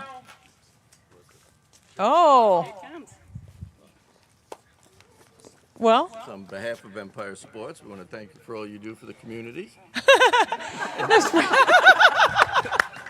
So we're going to donate $7,500 from our team here at Empire Sports. Hey, thank you, Alexa. Thank you. Thank you. Here. Empire Sports would be my husband's company, so thank you for recognizing what I do for the community. Thank you. Okay. Oh, one more, please, if you don't mind. so great. Frankie? Stay right here. Stay right there. No. One picture first. Frank, why are you? Wow. Okay, so that takes us up to $141,500. One more thing, boys. Your special son, Mother's Day for me. And us. From all of us. And it from you, everybody. Thank you, boys. I love you guys. And one more. Love you. Step back, guys. You did too. Don't worry. Come on. This will hold that, and you can give that too. There you are. All right. Happy Mother's Day. All right, love you. Happy Mother's Day, Mom. Thank you. Wish Katie was here. I know. Yeah, she's probably watching. Yeah. Katie, that's from you too. So sweet. My mom didn't stay up the whole night, but she made most of the 24 hours. Trista, do you have something for us? I do. Every year, Trista Kuchar comes here and sells her products, and she's an incredible CEO. That's exactly what she is. Yes. Trista, thank you for being here. You're so welcome. This is story that last year is up to $4,000, but got way high. Wow. So I'll give you $570. Trista! Oh, Trista, you're so sweet. I am so proud of you. Thank you. You're amazing. Tell me why you love Special Well, Olympics. Special Olympics changed my life, and that's how I get to know Debbie, and she's an amazing person. and very active. I'm just so proud of her. I'm so proud of you, Trista. Thank you. Thank You're you. welcome. You're part of the motivation and reason why. Gosh, I love Trista. She was one of my first friends when I moved here. Okay? We got, here comes my friend Jill and the Millioris. Come on, Marcella. How are you, sweetheart? Debbie. Oh, on boy. behalf of Jill Marie and her restaurant, Migliori's Pizza, we want to give you, for all the hard work you do for the community, especially the community of special abilities, $15,000. Thank you. Happy Mother's Day. Happy Mother's Day. You're awesome. Oh my God, go in. Thank you, Marcella. Thank you. Thank you, Jill. Jill, I love you. Love you. Thank you so much. Oh my gosh, you guys are so awesome. Don, you know what? You guys, wait a second. You have an incredible story to share. I would like for you to tell everybody about Migliori's Pizza and Migs and what it does for our community. Okay, so so we moved to Charleston about 10 years ago, and my sister joined us, Jill Marie. She's 63 years old. 64. 64. Oh, 64. Oh, sorry, Jill. And we decided that we wanted to have her be a included, productive part of our community. So we found a pizza place that was going out of business, and Jill Marie decided that it was going to be her mission to run a pizza place that has people of all abilities like Trista and Tiffany and others to come in and work and be productive and be part of something that's not charitable, but something that's truly part of community. So this is Jill Marie's restaurant. We've grown 5 times in size in 2.5 years. And it's all due to, I think, a true sense of family, community, and really being an integral, included part of Mount Pleasant. And good food. Yeah, and really good food. So, Thank you for being a leader in our community and recognizing that Jill and Trista and Tiffany and Frankie and a lot of others can work and be productive, and that's Jill. That's right. She's one of the hardest workers I've ever seen. And Debbie, I called to the summer. I called to the wedding and my father, my mansion. She's telling you. My nephew married. I have never been around Jill when she doesn't always talk about her family. It is so important to her. And Thank you, Jill. You're part of that. Yeah, I know. I appreciate you're so kind. You're so kind. I was going to add just one thing. Debbie, when we started Migliori's, you were truly an inspiration for what we were trying to do with all of you been doing for the last 20-some years. And so thank you for inspiring us to always do better, be better. And it means the world to us and to Jill. Thank you. Yeah. Thank you. Thank you, Marcella. Thank you. Happy Mother's Day. So sweet. You're awesome. Thank you. Love you, Jill. Thank you so much. What a kind gift. Oh. Get him. One. Right there. Okay. Just hold on for a second. Brooks! Good, Dad. What's up, Way to buddy? go, Dad. Oh my gosh! What a great surprise! How about this? You're so awesome. I'm This so is glad you're here. amazing how big this is. It's turned into something great, and you guys need to know Brooks Downing right here. He's the one that convinced me that we needed to live stream this event, that it would change what we were doing. And at first I was like, there's no way anybody's gonna watch me shoot. I don't even know if I can do it. And anybody's gonna give. And you were 100% right. Well, look, you've got such a name in the space, right? Throughout college basketball, professional basketball, men's, women's, it doesn't matter. Like Debbie Antonelli, when we talk about Debbie and we talk about the events we're doing together, it just instantly gives us credibility. So there was no question that this was going to be a major, major success. And we just are such the biggest fans of you, Debbie. You're the best, Brooks. Thank you. Awesome. Love you, babe. Love So you too. great, so You're my great. brother. I talk about Brooks being my brother all the time because we started at Kentucky together a long time ago as interns.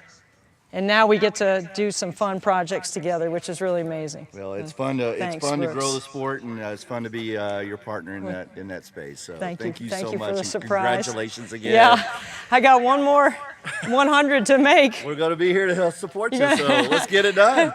Is it time? Well, do we have anything else? Okay, yeah, let's shoot. We could shoot. Yeah, you ready? Yeah, and then we have so many people here, we'll have a lot of celebration. Yes. A lot to celebrate. What's the number? $157,000. Woo! That's fantastic. Thank you to everyone that gave and helped us with this event. That's amazing. I guess I'm gonna make my last 100. Frankie, you want to give a speech? About your Clemson life. You want to give something? You want to say a few words? I will say about Debbie, she made you a Clemson in football stadium. Special Olympics, I was playing basketball. Yep. She kicking my butt. Hey, you're right. That's right. I'm kicking your butt. Part of the money that has gone to Special Olympics has helped the Clemson Life team have an intramural basketball team, and that's what Frankie was talking about. They made the championship. Actually, Frankie had 31 points in the title game, right, Frankie? How many threes did you make? 34. How many threes did you make? 36. How many? You made 10 threes? Yeah, how many threes did you make? 14 threes. Okay, Frankie. We'll do the math on that later. Get a few, oh, my legs. Okay. All right. So you expect me to shoot it well after all that emotion, right? Oh. Okay, Kelly, you gonna hit the sound on that over there? Or somebody turn the volume down on the TV?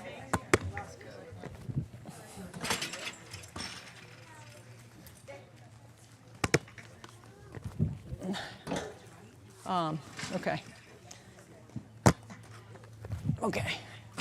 All right, who's got my phone? Can you turn the volume down on the remote, please?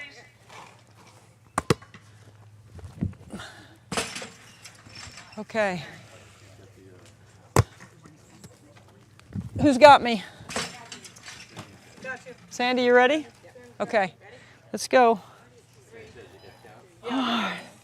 You got my count?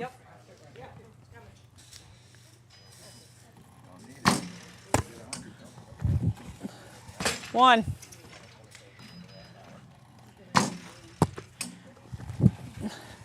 2.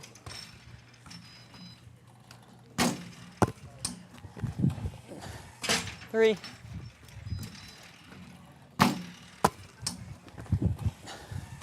4.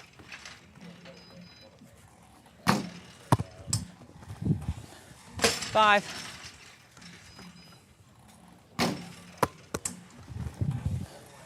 6.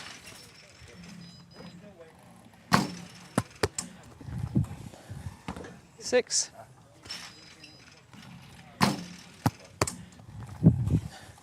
7.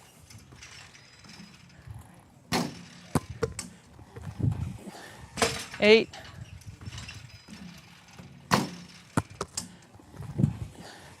9.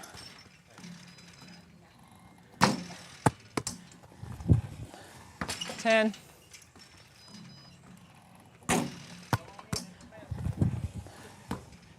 'Oh, long? Is that 11? Yes.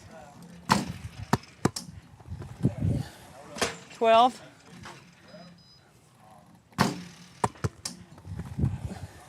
13.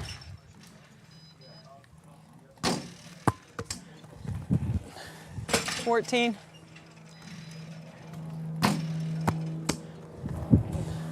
15.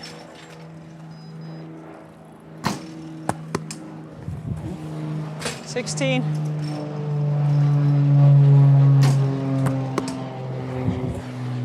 17.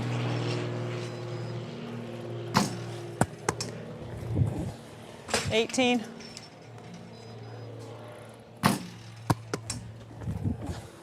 19.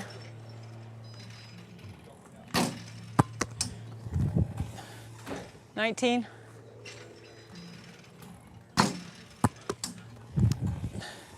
20.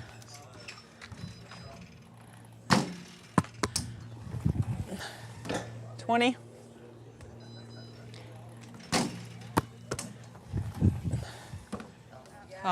20. 21.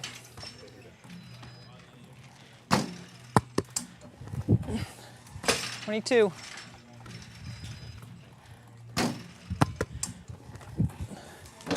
23.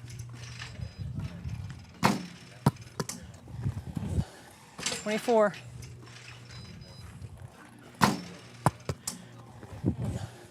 25.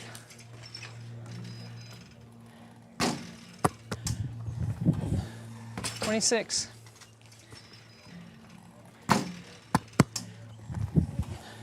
27.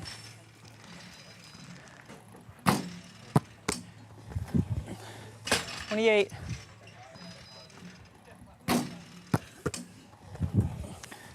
29.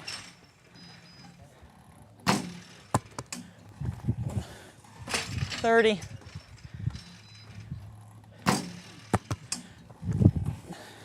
31.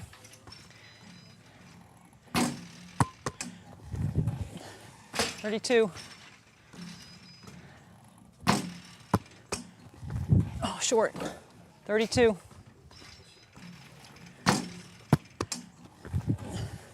33.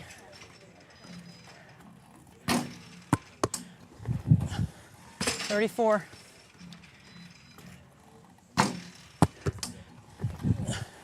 35.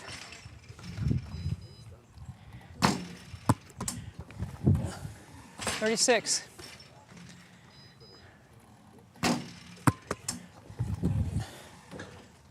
37. 38.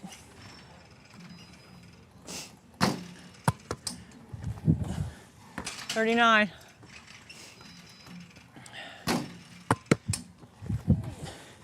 40.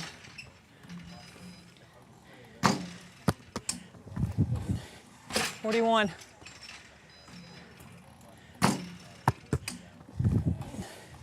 42.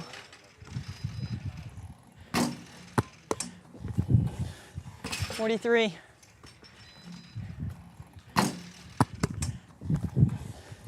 44.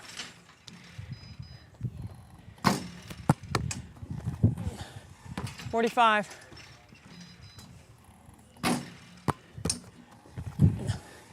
46.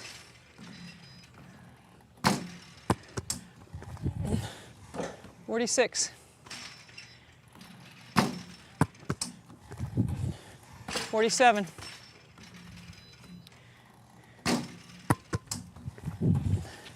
48.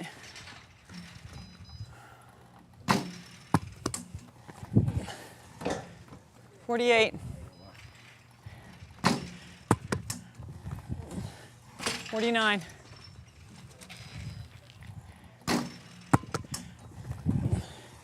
50.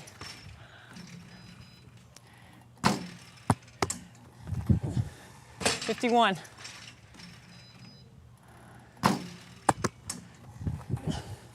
52.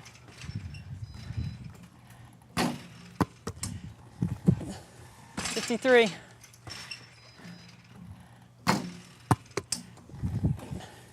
54.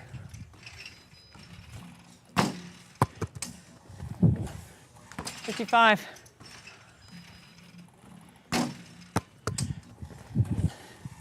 56.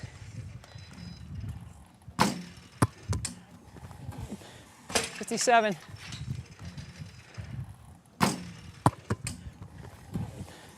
58.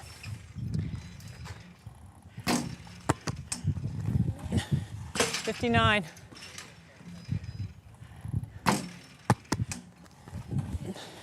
60.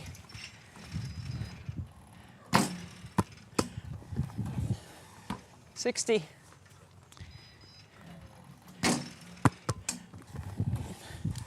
61.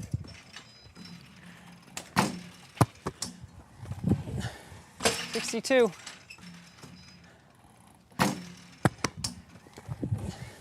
63.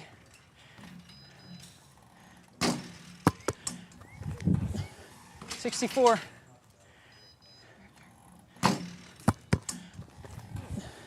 65.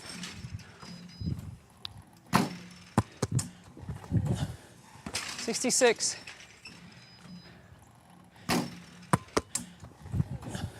67.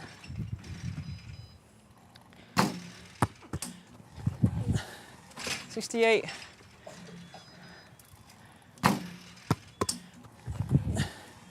69.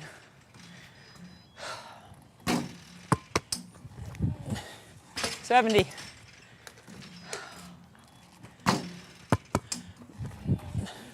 71.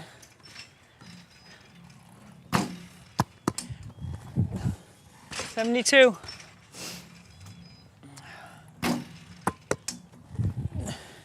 73. Oh, that's all. 74.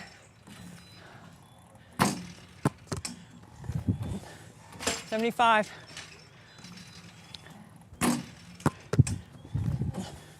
76.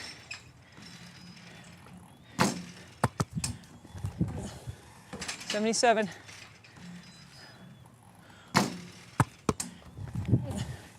78.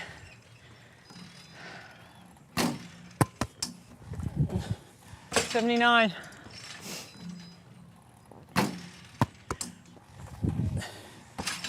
80.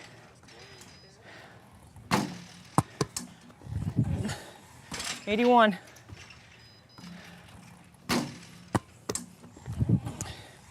82.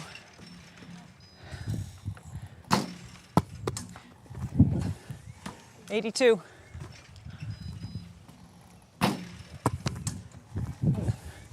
83.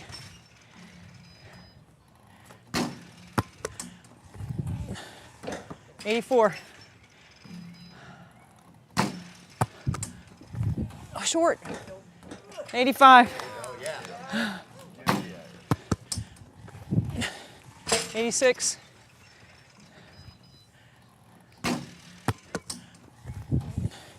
87.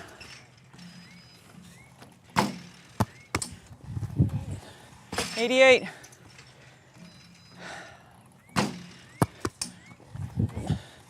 89.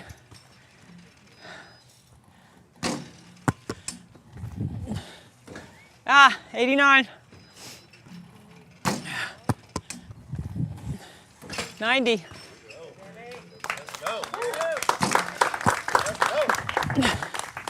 91.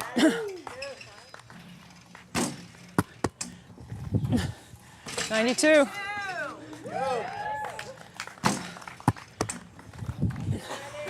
93.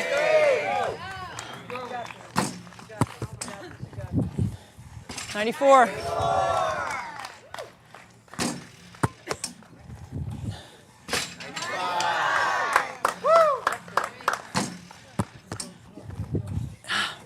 95.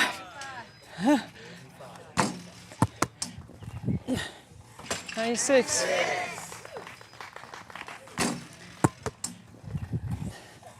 97.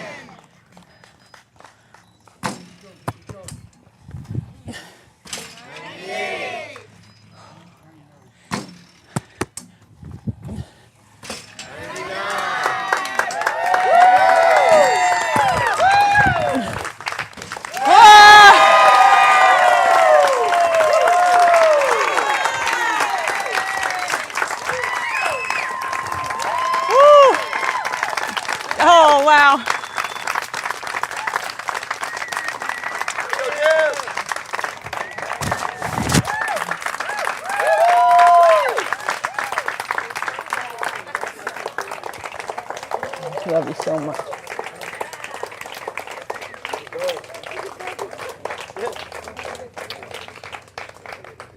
Got you all sweaty. You okay? Oh, wow.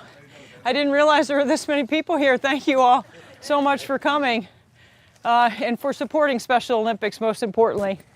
I see a lot of familiar faces and new friends and a lot of great family. And there's so many people to thank for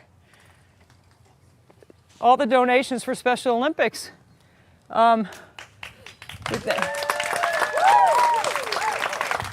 You know,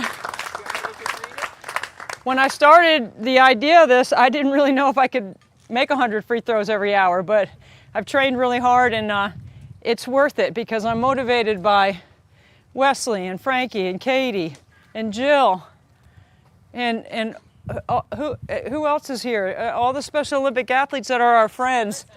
Trista! We're just so grateful. So our numbers going up. Where are we right now, Sandy? Is that adding 3,500? Yes. And Okay. She doesn't know about that yet. So 3,500 more to the total from our good friend Dina Dill, who serves on the board of Special Olympics South Carolina, and her brother and her husband and her family. Thank you, Dina. I know you're watching, and we miss not having you here. Dina helped co-host and helped create all the content on the live stream for many years for us. And we had to go solo because she's so busy with her big rock star LA career. We just didn't get a chance to get with Dina this year. But Dina, thank you so much for that donation. And thank you to everyone who donated. It's just absolutely amazing that what we can do when we come together to make a difference for everyone, right? So what we're going to do now is, well, I'm going to have a beer. That's the first thing. No drinking during the training. It's a big sacrifice. And we're going to cut down the net like champions with our Werner ladder. But before we do that, there's many people here to thank.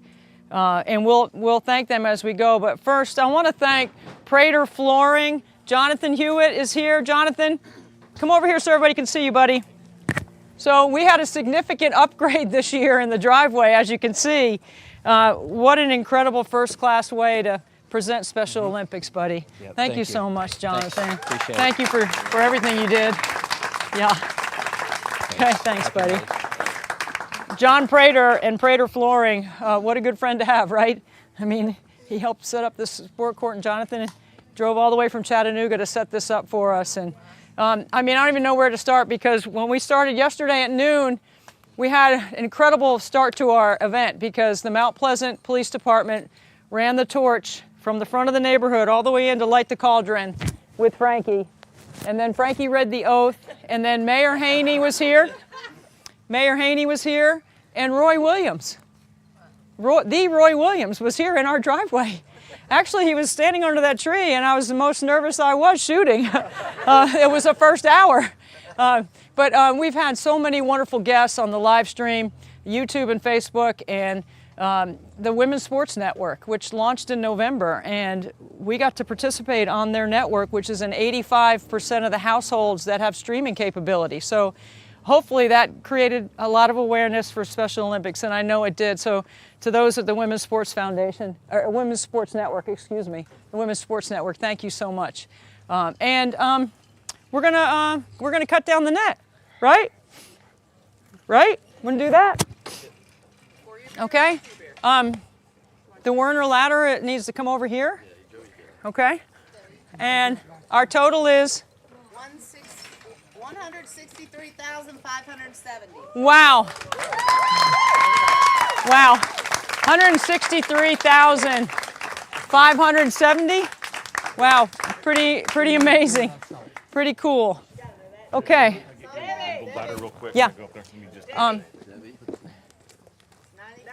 Oh my God, are you kidding?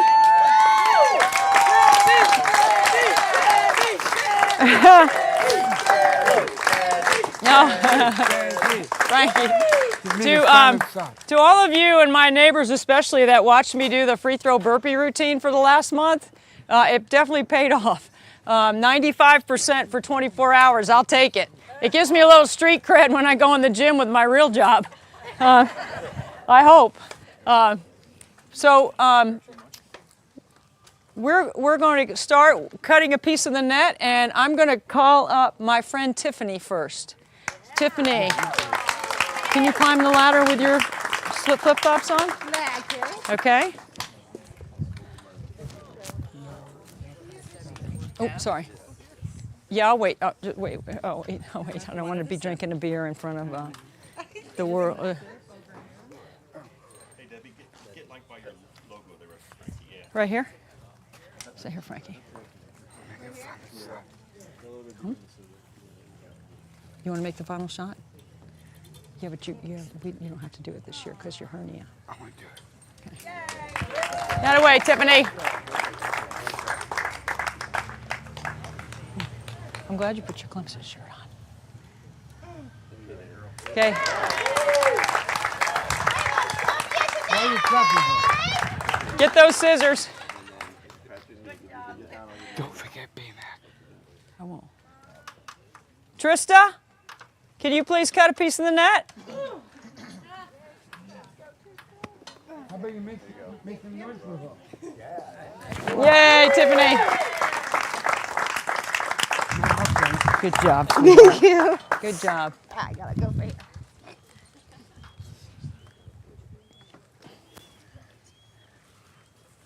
Way to go, Trista. Awesome.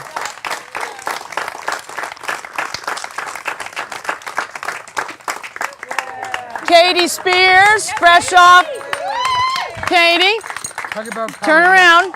Show everyone your medals. What did you win this weekend? You were at Fort Jackson in the state games. What did you win? I won like 4 gold medals. You did win 4 gold medals. She won 4 gold medals, Kate.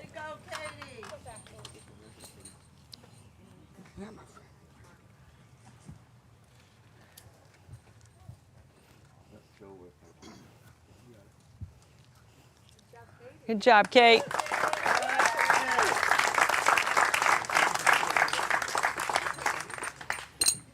Boom. That's how we do that, Kate. That's how we roll. Jill Marie. She's coming. Jill. Yeah, Jill. Don't forget Mel. I won't. Marcella.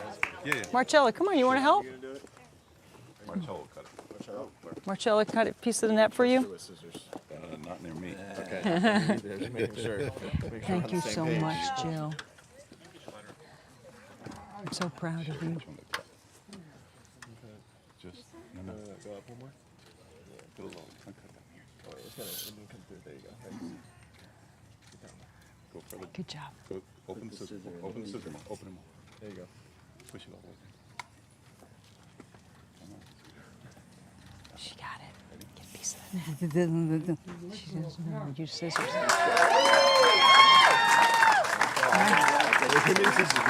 Thank you, Jill. Good job. Thank you, Marcella. You gonna keep that in a special place? Keep that in a special place? Please, Don. Donnie. Your brother. My brother, Donnie. I know, your brother Donnie. He's so handsome. Yeah. We'll start cutting. Hey, Don. Good job, big brother Donnie. Thank you. Thank you. Thank you so much. Who's Mike? Who's here? How about? Did we get all the Special Olympic athletes? Wesley, would you like to cut a piece of the net? Please. Come on over here, bud. Come on. Come on.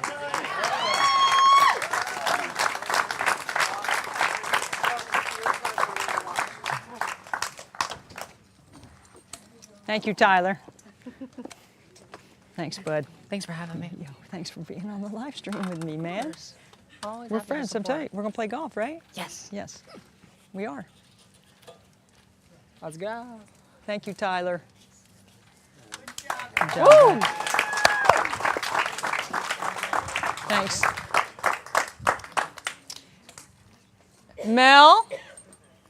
Where's Mel? Mel is our trainer. He trains all of us. He gets us ready for the event.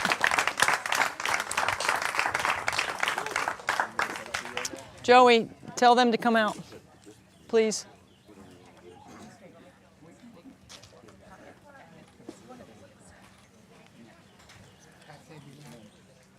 You want to say B-Man?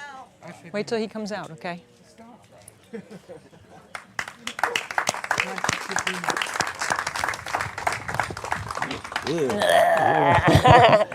Frankie. Okay. Thanks, Mel. Starfish, appreciate it.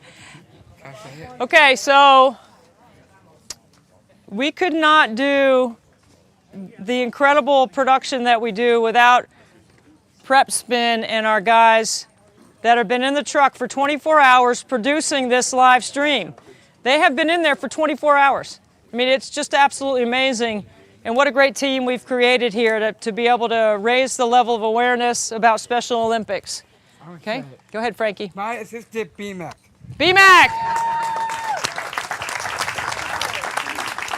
Get B-Mac with that headset on.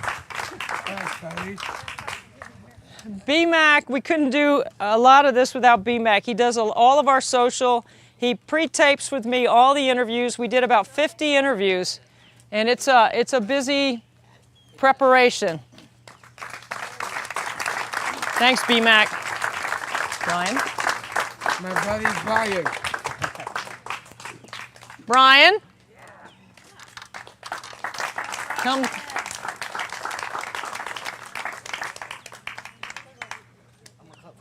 Did William's not coming out? Oh, yeah, William can't climb. Okay. Okay, William. You get a free pass, William, but thank you. William's our producer in the truck, and he's not coming out. My cousin Kelly, who was an amazing, amazing production assistant, right here. Woo!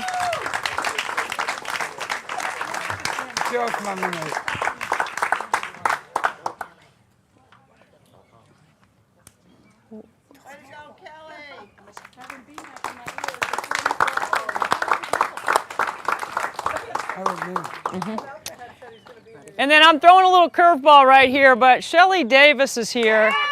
And Shelly... I still have my net from the first year. Yeah. Shelly, the first year we did this, had to spend the night in the gym with me because the town of Mount Pleasant wouldn't let me stay in there by myself. So Shelly runs Therapeutic Rec and Special Olympics in our area, and she does a phenomenal job. That's why she got the loudest applause, because everybody loves Shelly. All right, thank you, Shelly. Cut a piece of the net. Can I bring my volunteers up? Yeah. I'd like to bring some of my volunteers up, the Cruz family, the Eads family. Yeah, come on. We can't do this stuff without our Yep. volunteers, so.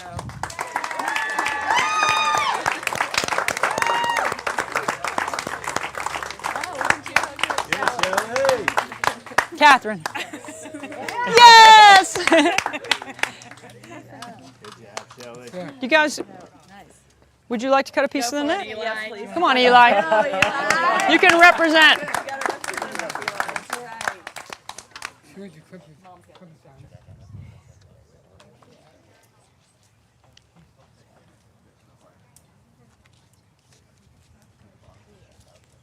Good job, Eli.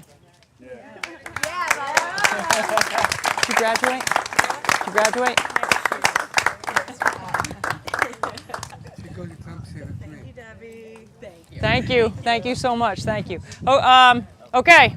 Now it's, what, did you say the number went up? Yeah, 3,000 more. Three. So we're getting money still coming in. What do we got? We got more money. Because I'm a risk guy. You're going to be last. I call that. You guys doing math over there? Yeah, I hate math. No, you don't.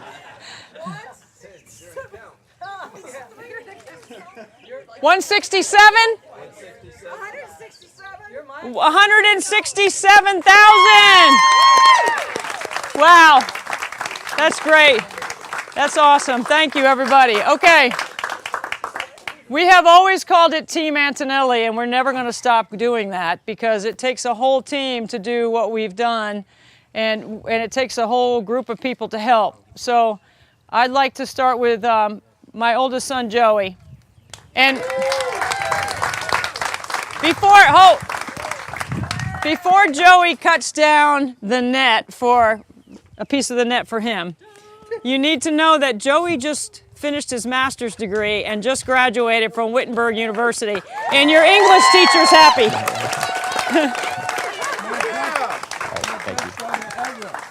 Best, what?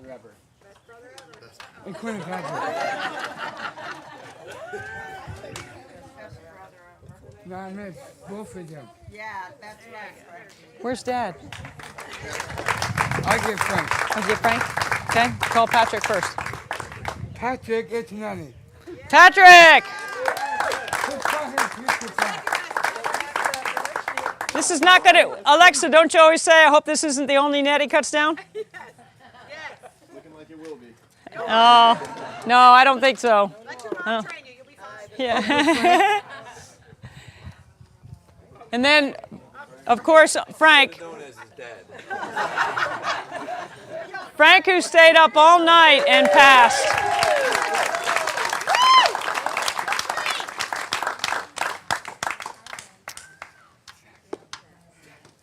Is that, do we hit everyone? Sanchez, come on, you passed during the middle of the night. Sanchez, come on.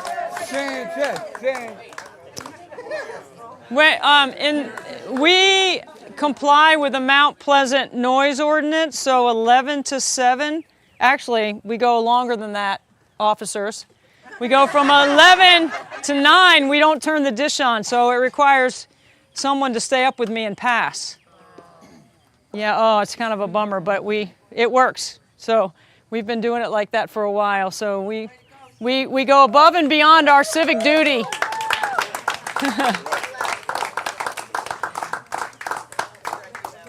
My friend from high school, Sandy, and her sister Judy came all the way to help us. Sandy and Judy, come on. Huh? And then me and you.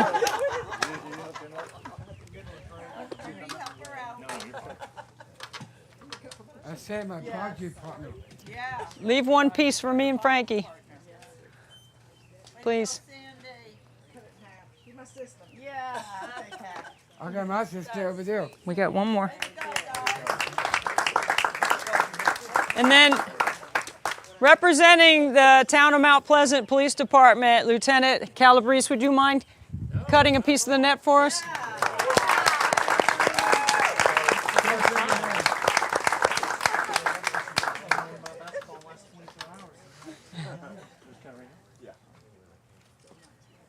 Okay, Frankie, you ready? Thanks. Thank you so much. That was Thank great. you, man. Ready? Me and you? Me and Daddy. Frankie! Smile on his face, Mom. Watch your head. Let me get up there with you, okay? Hey, Debbie. Together? We're going to do this twice, so I can get it and then Jeff. Okay. Okay. Yep. All right, so we'll just pretend like we're cutting the Yeah, net. cut it. Ready? Put your hand on mine. Okay, let's do it together. Ready? Hold on real quick. It'd be great if people filled the gaps right down here. Have everybody come in, get down there, fill in behind. There you go. We're going to make this look good. Oh, Everybody yeah. Come in. You too, Sanchez. There we go. You ready? Put your hand on mine, okay? Yeah, we'll do it. And look here at me. Nice smile. Let me get out. Here you go. Nice smiles at me. Thank you. Here you go, Frankie. Nice smiles at me. Everybody cheer in the background. All right, now hold on. We're going to do it again. We're going to do it again. We're going to do it again. Rob, I guess Rob, paparazzi. Yeah. Paparazzi? You like? He said paparazzi. Ready? Let's go. Perfect. Thank you. Thank you, Jeff. Whoa. I got him. Good catch. Thank you. He's my roommate. I got to Yeah. catch him. You ready? Hold on. Not yet. Just put it back up. Thank you. Yeah, we're good. Is it? There we go. Okay, you hold on to the net. Now All go right. for it for real. Ready, Here we go. Frankie? I'm gonna cut. You hold on to the net. You got it? Okay, pull it. Pull it.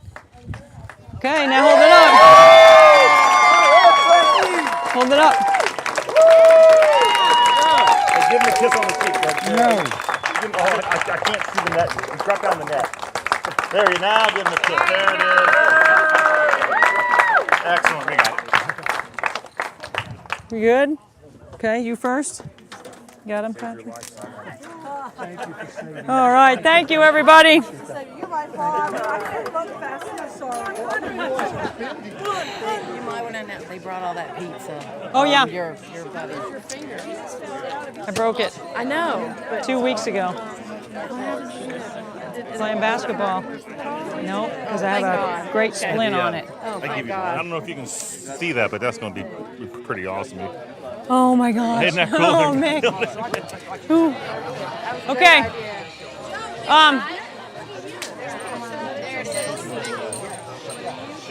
Pizza, drinks. Thank you So for proud of you. surprise. Love you, babe. You're the best. You are too. You Hi. remember Camille? This is Camille. I Jordan. can never tell who's who. Nice to Hi, meet you. Jordan. And these two just graduated yesterday. You remember Cass? Sweetie, that's Carmen. okay.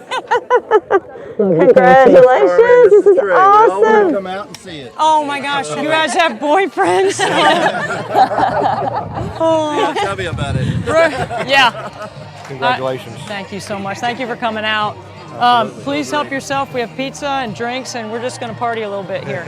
All right, if you want. What was your training like to prepare for everything? Burpees, planks, Yeah. sprints, a lot of bike work, and then I created this free throw burpee routine.